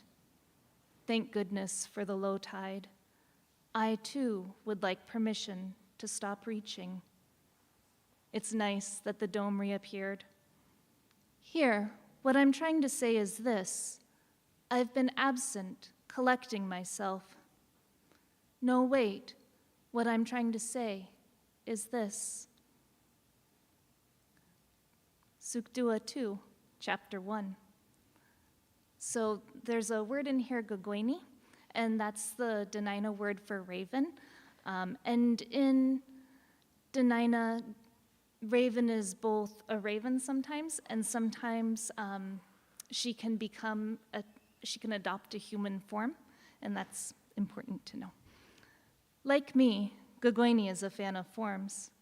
Most of the time, she lives in her true self, raven-feathered, sharp-eyed, and sometimes, like me, she becomes her grandmother's self. I want to imagine that means that Gogoini is wiser. But you know, the truth is, she's only a different image of herself. Bored one day, Gogoini flew aimlessly around Yaganen, the good land. It was like being a child again, looking for fireweed to uproot. She liked the joy of de-leafing the stem and the thrill of throwing the naked stalk like a spear. Far on the edges of Yaganen, Gogoini's eye saw a dwelling with a shadow. Curious, she landed near it. She shook herself and became an old woman.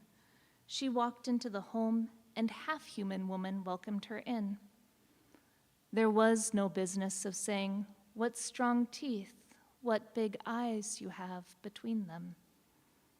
Nor did Gogoini say anything about half-human's divisions.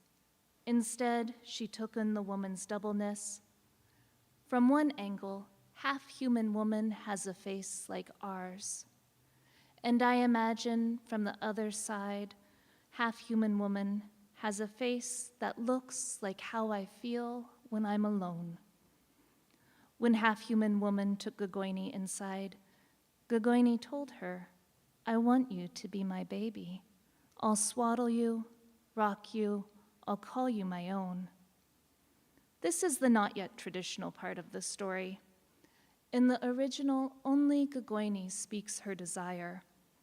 But me, I'm listening to the silence of half-human woman, her longing to belong to someone, her consent's silence.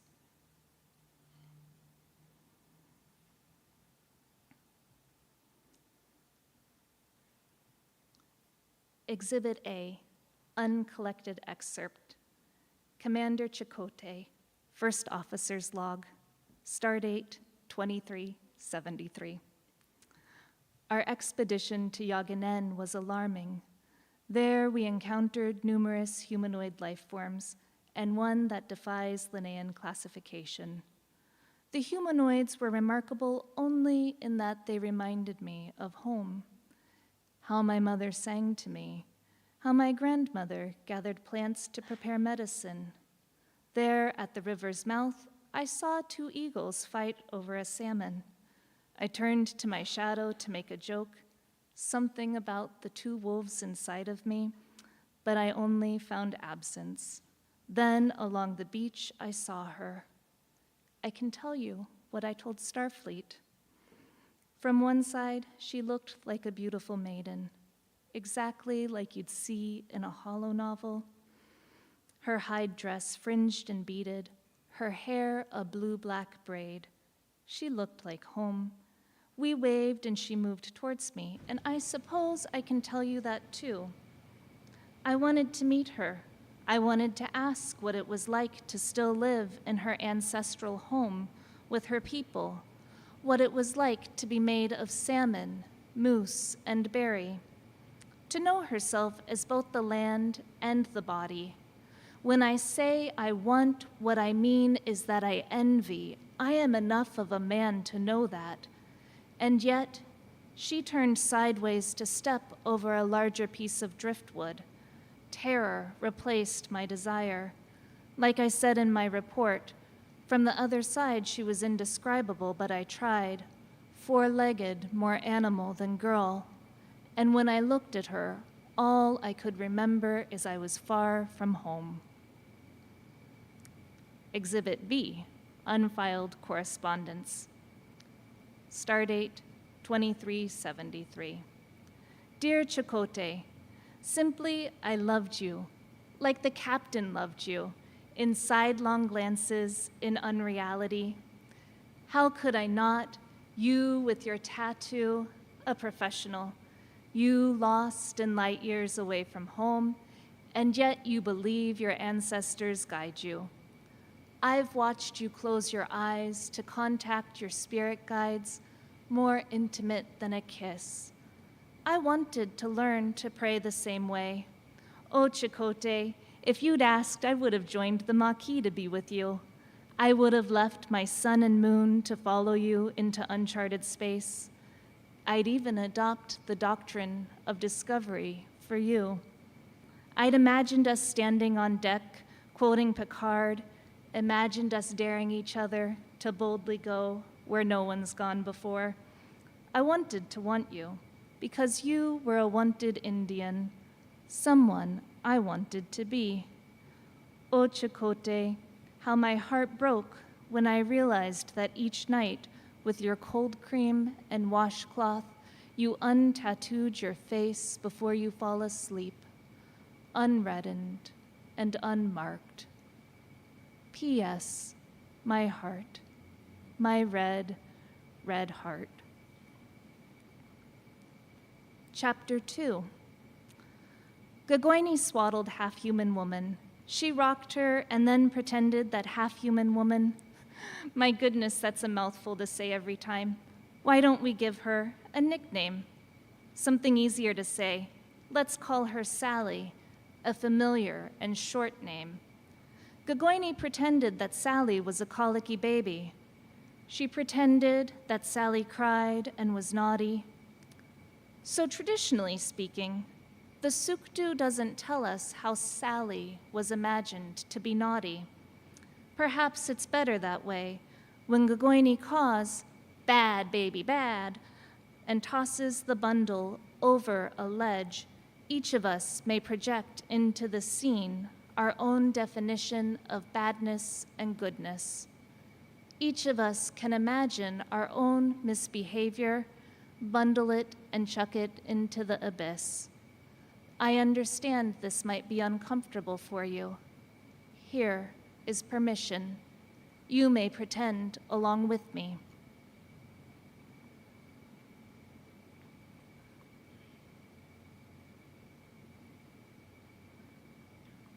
Chapter 4. After I ditched Nada Baby, I let myself into her home, that creature and the riches she accrued. Smoked salmon, cloudberries preserved in sugar. It was permanently summer in her kitchen.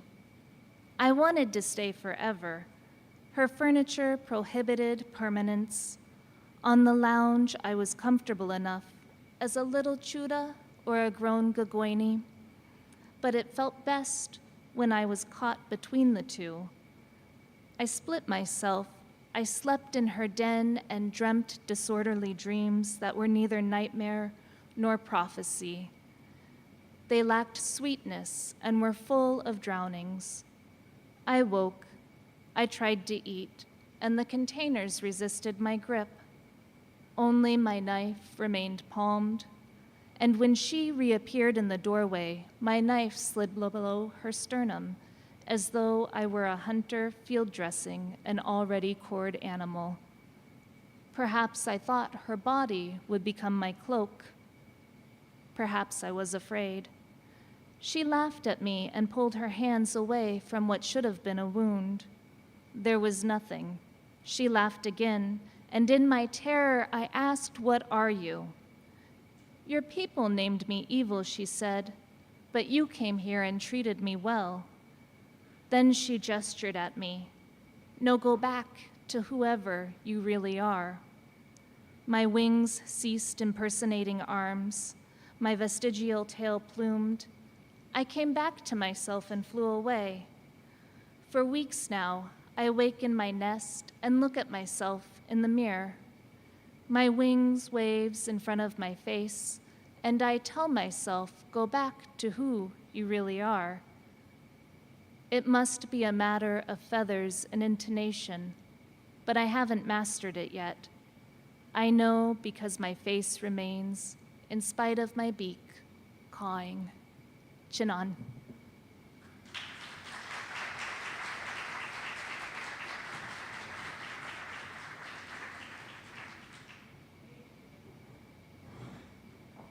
Thank you so much, Annie, for gracing us with your beautiful words. I would love to keep the showcase rolling. I would love to invite up to the stage Hind Chufani. Please give it up for Hind, who will be sharing with us a short film clip and some poetry reading. The stage is yours. All right. This is going to be a very annoying filmmaker. Can we turn off? Hi, just some tech stuff. Can we turn off the lights?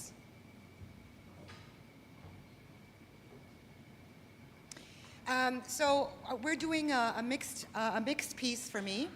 You might want to plug in your PC, says the screen. We're going to play a 3 or 4 minute video, which is just some spoken word that I wrote last year and some images from my next documentary, They Planted Strange Trees, which is about the Christian communities of Galilee, where I come from in northern historic Palestine on the border of Lebanon. As an atheist, I thought it would be very interesting to explore the Christian communities that are my ancestry. And I decided that the film would be based on Genesis and that it would be in 7 acts, and the first act is light. God creates light on the very first day, and I, as a returning goddess to Palestine, reclaiming a land of my own, I'm looking for light. And so this is just a short intro to more interviews with people, but it's just an introduction to some of the spoken word and some of the imagery in my village. I hope you'll enjoy it and that you can see it. I'm not sure you can see the translation, but go ahead, whoever's pressing play. You. Thanks.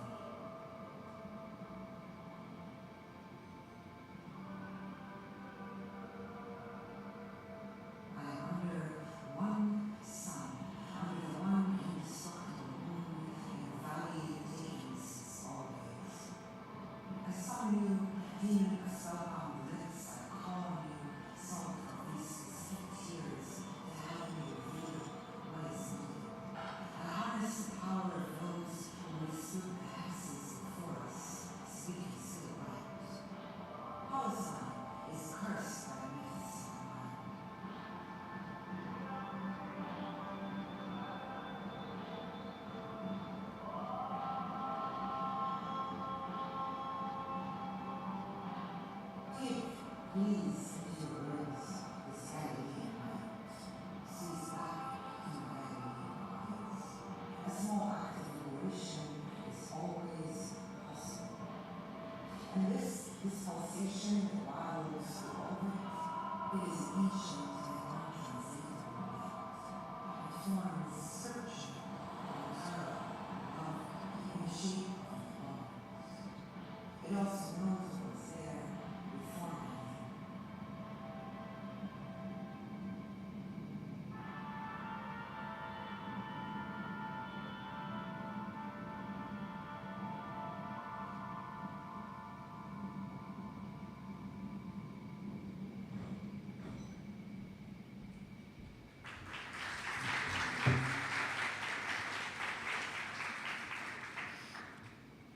Thank you. You couldn't really hear it, but I hope you did a little bit.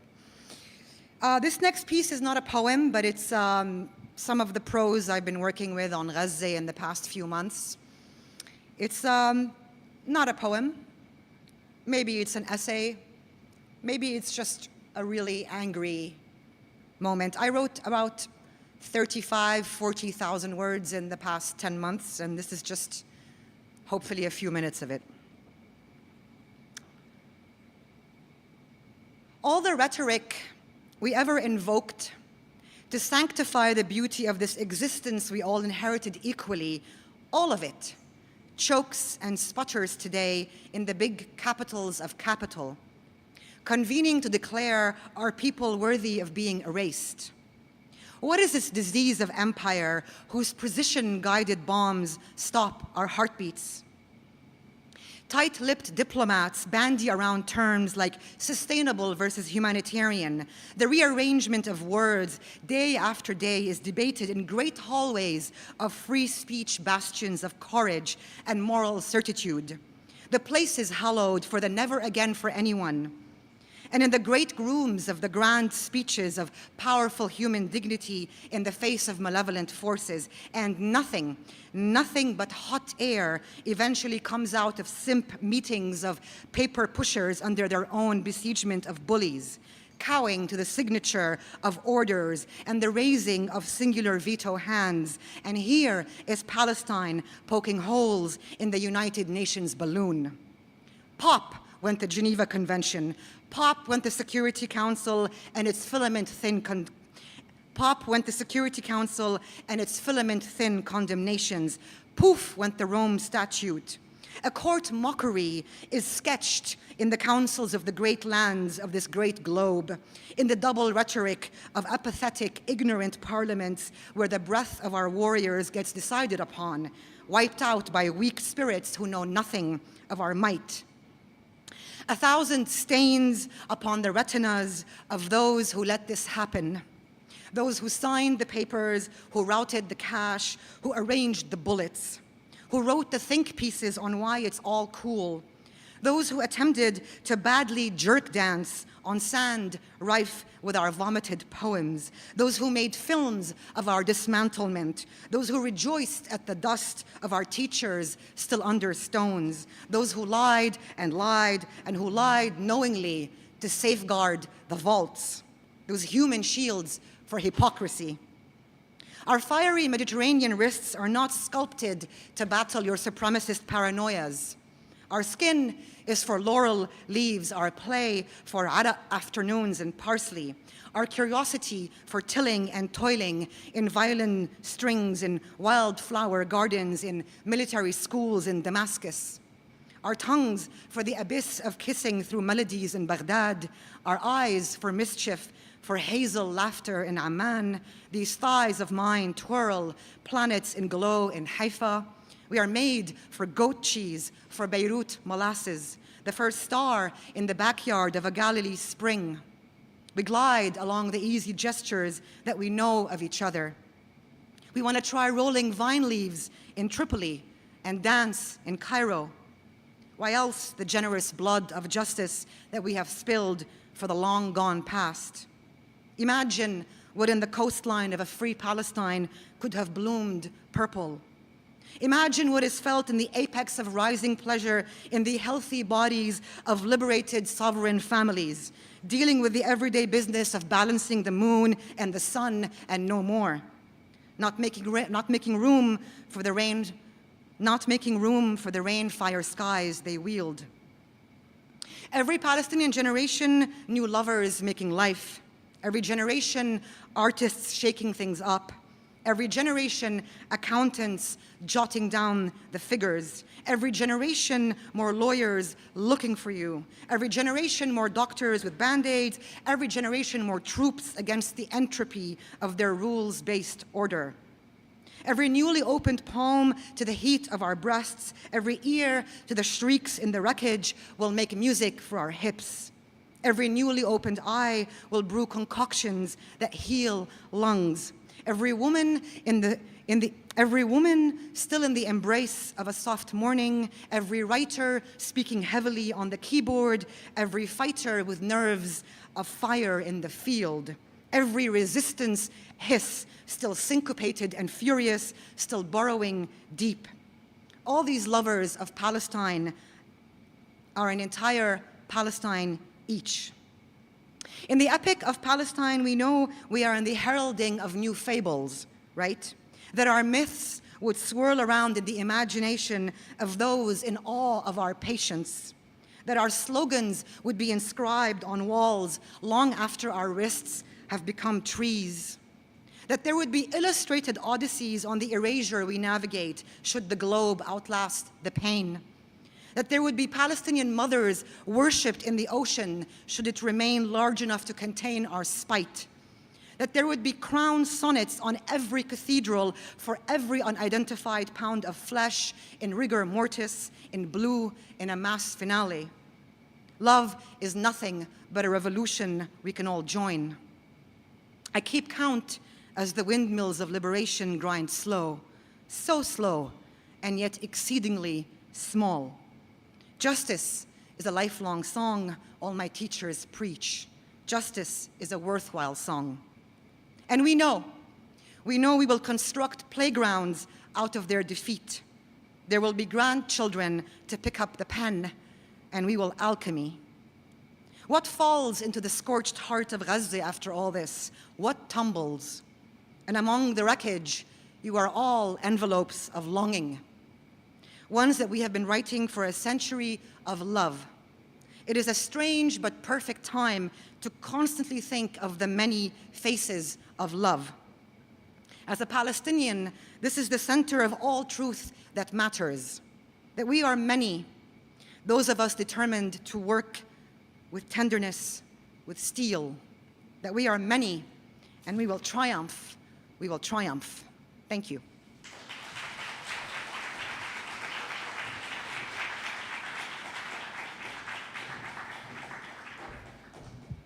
We will triumph indeed. Thank you so much, Hind, for those powerful pieces. And I don't know what you're talking about. That is a poem. That is some fire poem. That's not just an essay. It's nothing light. Quite incredible. Thank you so much. I would love to invite our next artist up to the stage. If Halima Afi Castles can join us. Please give it up for Halima.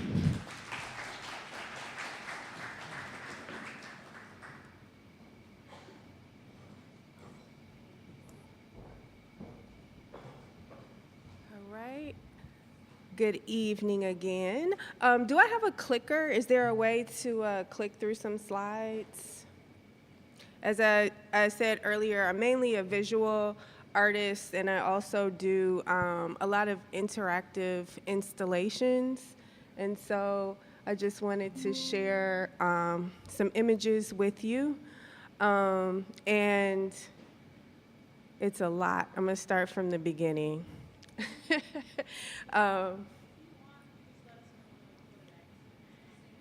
Okay, cool. Well, we can just zip through the first couple. So yeah, that's how I identify from Detroit. Next, this is my family. I'm in the garden as a child and also in my grandparents' home, which I found so much comfort and really informs my aesthetics. My mom and dad did not say no to me, so I drew on the walls and I macheted on the bookshelf, and they took pictures. And I thought, what better way to raise children, to be free and then to we'll work on some boundaries. Keep going, keep going, keep going. So, yep, that's me, my first collage.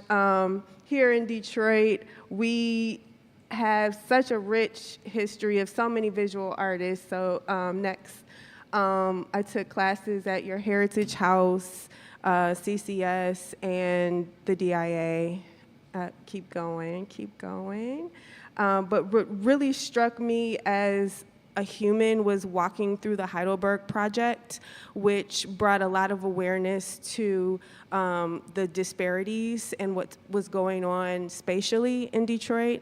And as a 7-year-old, getting on a bus and being told, this is art too. That had a huge impact on me. So I was trying to figure out how I could fit into this landscape of being an artist who always was drawing. Keep going, keep going, keep going. These are some things of childhood. Keep next. And then I was very lucky to be born at a time where I saw so many shifts.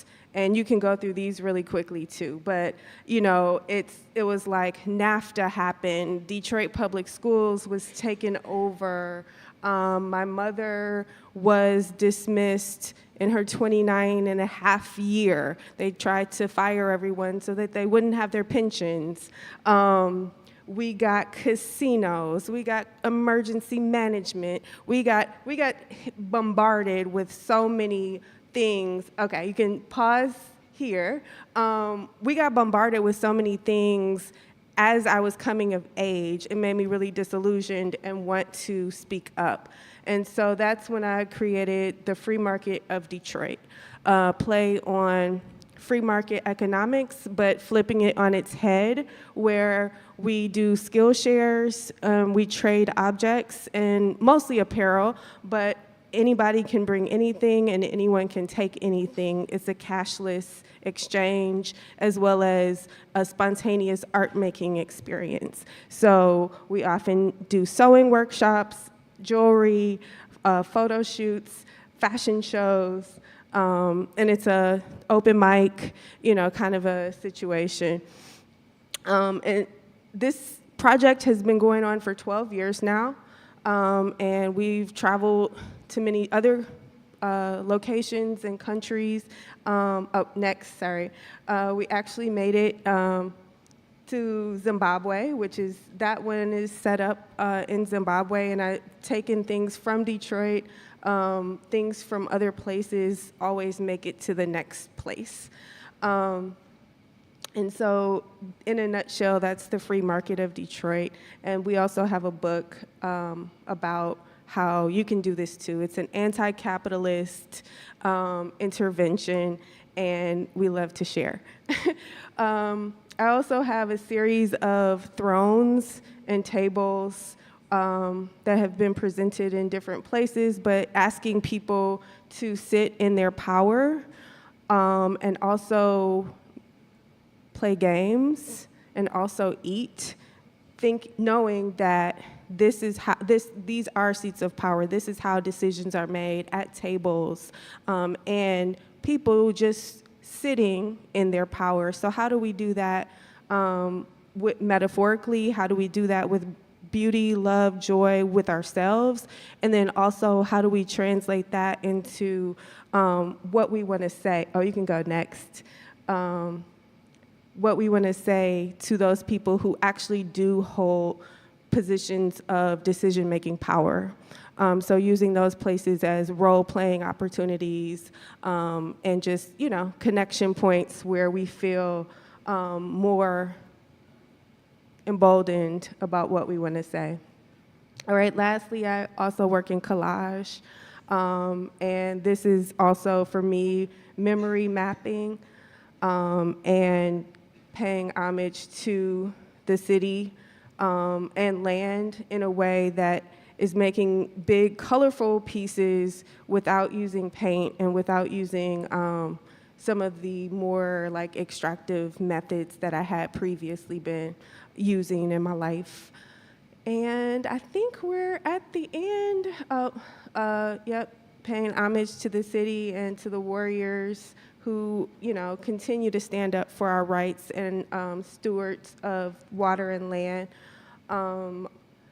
And I think, oh yes, haha, I forgot.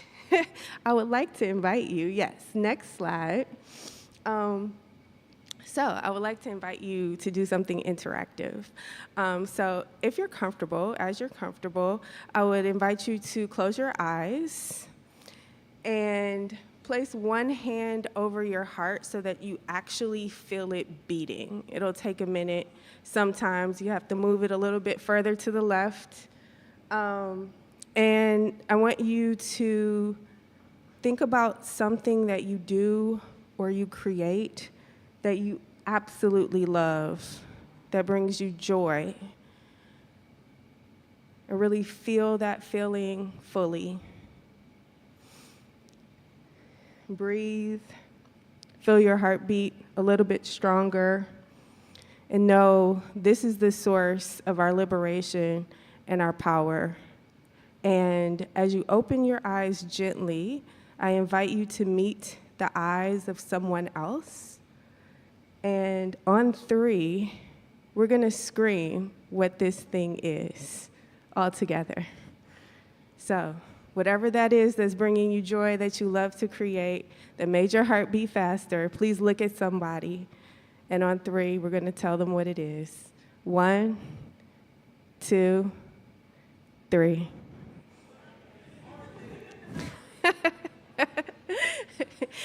Thank you all so much. I really appreciate your presence, and I hope we continue building our power and our collective liberation together with joy. Thank you. Thank you so much, Halima, and thank you for gifting us with your presence. That was very beautiful. Thank you so much. All right, we are coming to the end for our artist showcase. Last but not least, we have the wonderful Nathan joining us on stage. Give it up for Nathan.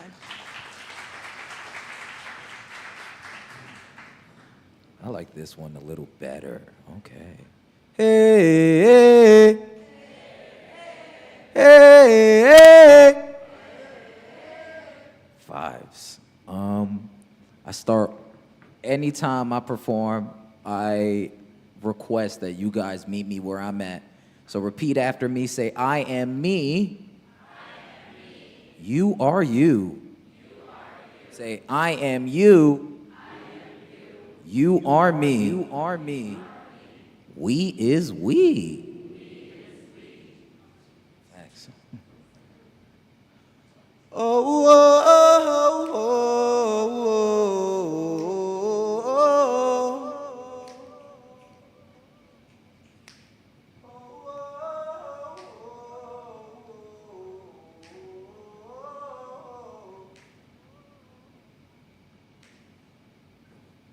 storm clouds are catching up, ain't fast enough. They gonna find me. They brace your light, ain't never catching us. They gonna find me. Imprisoned by circumstance, feet shackled, I yearn to dance. Wings are plucked, I yearn to fly. Restless, oh, I yearn for life. Voiceless, oh, I yearn to sing. Choiceless, oh, I yearn to be anything else, anything but myself. 'Cause I ain't never, ever hastily asked for this. No, I ain't never, ever hastily asked for this. No, I ain't never, ever hastily asked for this at all.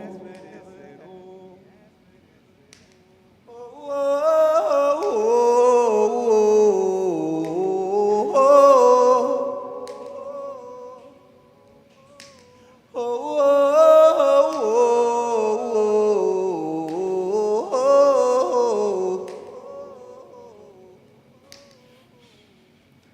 Trying to run, but cannot seem to keep the pace. They gonna find me. Trying to change, but keep making the same mistakes. They gonna find me. Lace me up so I can run away from here. Lace me up, but tell me if it's safe and clear. Chasing us, just tell me what you need from me.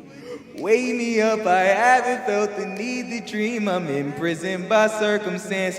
Feet shackled, I yearn to dance. Wings upplucked, I yearn to fly. Restless, oh, I yearn for life. Voiceless, oh, I yearn to sing. Choiceless, oh, I yearn to be anything else. Anything but myself. 'Cause I ain't never, ever asked for this. No, I ain't never, ever asked for this. No, I ain't never, ever asked for this at all.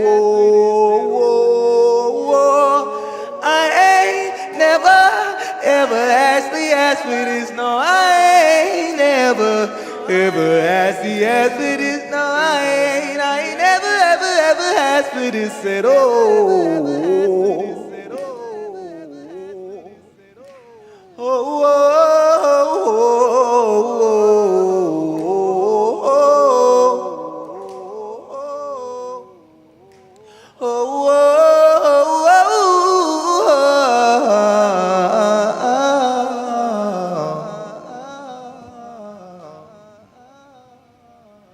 I am becoming every single thing I promised I would never be, and I am always in the now, wondering if one day I'll ever see that I can stop making excuses regardless of how the pressure seems. It seems. Struggling to find the gap of who I am and who I'm trying to be. Struggle to convince my mama that I still got time to see. Nathan, what you trying to do? What schools is you applying to? Honestly, I'm not even convinced that college is the move. Through these beats, I feel the groove and vibe on these verses. Curses, I'm nervous, can't disservice a few souls that have heard this. Claiming I'm a rapper makes me a stereotypical black boy who ain't athletic, so we had to settle with that rap noise. Cause you a real nigga, unless you wanna be an Oreo. You wasn't made for other things, and that's just how the story goes. Ain't doing what they doing, so I couldn't be black. Preconceived identities just to hold ourselves back. Damn, I'm whack, life is crap, they won't clap. I feel trapped, pretty rattled by my future, and I hate all of my path. And they like, Nathan, just do you.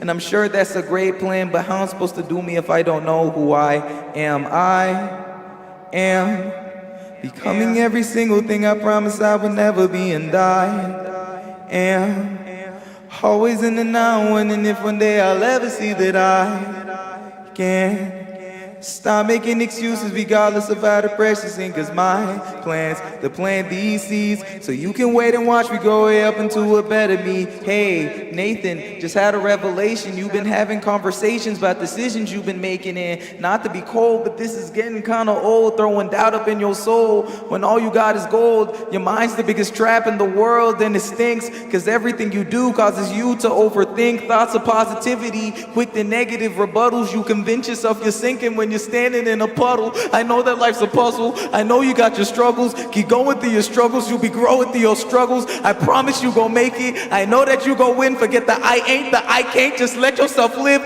Go ahead and let yourself win. Go ahead and let yourself be. There ain't a man out there like you. You gotta let yourself breathe. Forget the lies and stuff about why you won't succeed. You got your will, you got your life, you got your love. You'll plant the seeds and you'll say, I am way better than I say I is, and I am done treating myself like this, and I won't be my own antagonist in any situation, baby. They gotta plan for this. No, God, he gotta plan for this. God, he gotta plan for this. God, he gotta plan for this. I'ma keep on going and going, keep on growing and growing. Had some seeds, now they trees, greatest me, go be showing, cause I am.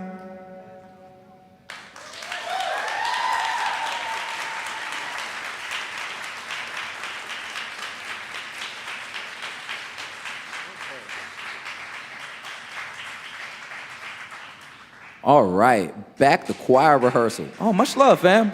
Much love. Back to choir rehearsal real quick. Repeat after me. You can't take my joy.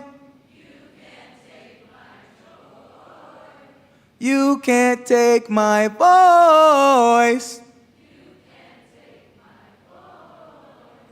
You can't take my pride. You can't take my smile.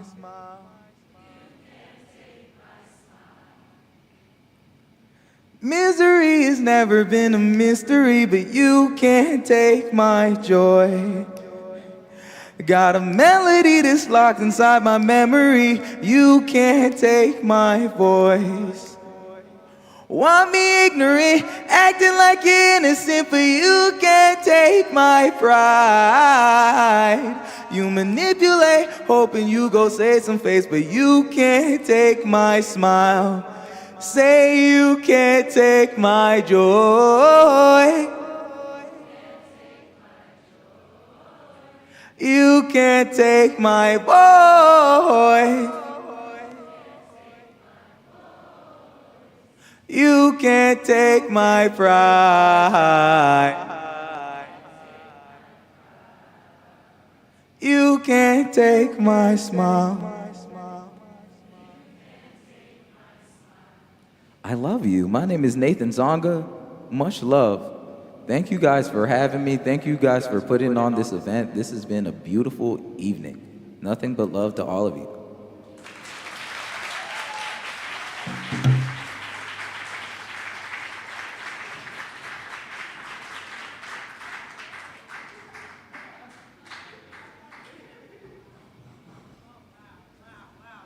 Amazing. Another round of applause. That was something. You can't take my joy. I suck. That was beautiful, Nathan. Thank you so much. Thank you to each of the panelists, Shufani, Annie, to Halima, to our keynote speaker, Jinan Matari, and of course to Khadija Muhammad, our moderator. Thank you to everybody who attended tonight. Thank you to Riwa. It's me. This was a really, really nourishing session for me. It was beautiful. It was all about joy and love and hope, and that's what keeps us grounded, and that's what keeps us together, and that is what community is, and we keep working more and more towards that, and that is why the Arab American National Museum exists. So please come back. Please keep coming back. Who's a member? 3 people? All right. This needs to change. Sign up to be a member of the Arab American National Museum, and please stay, hang out, have a bite to eat, talk to the artists, and thanks again for tonight.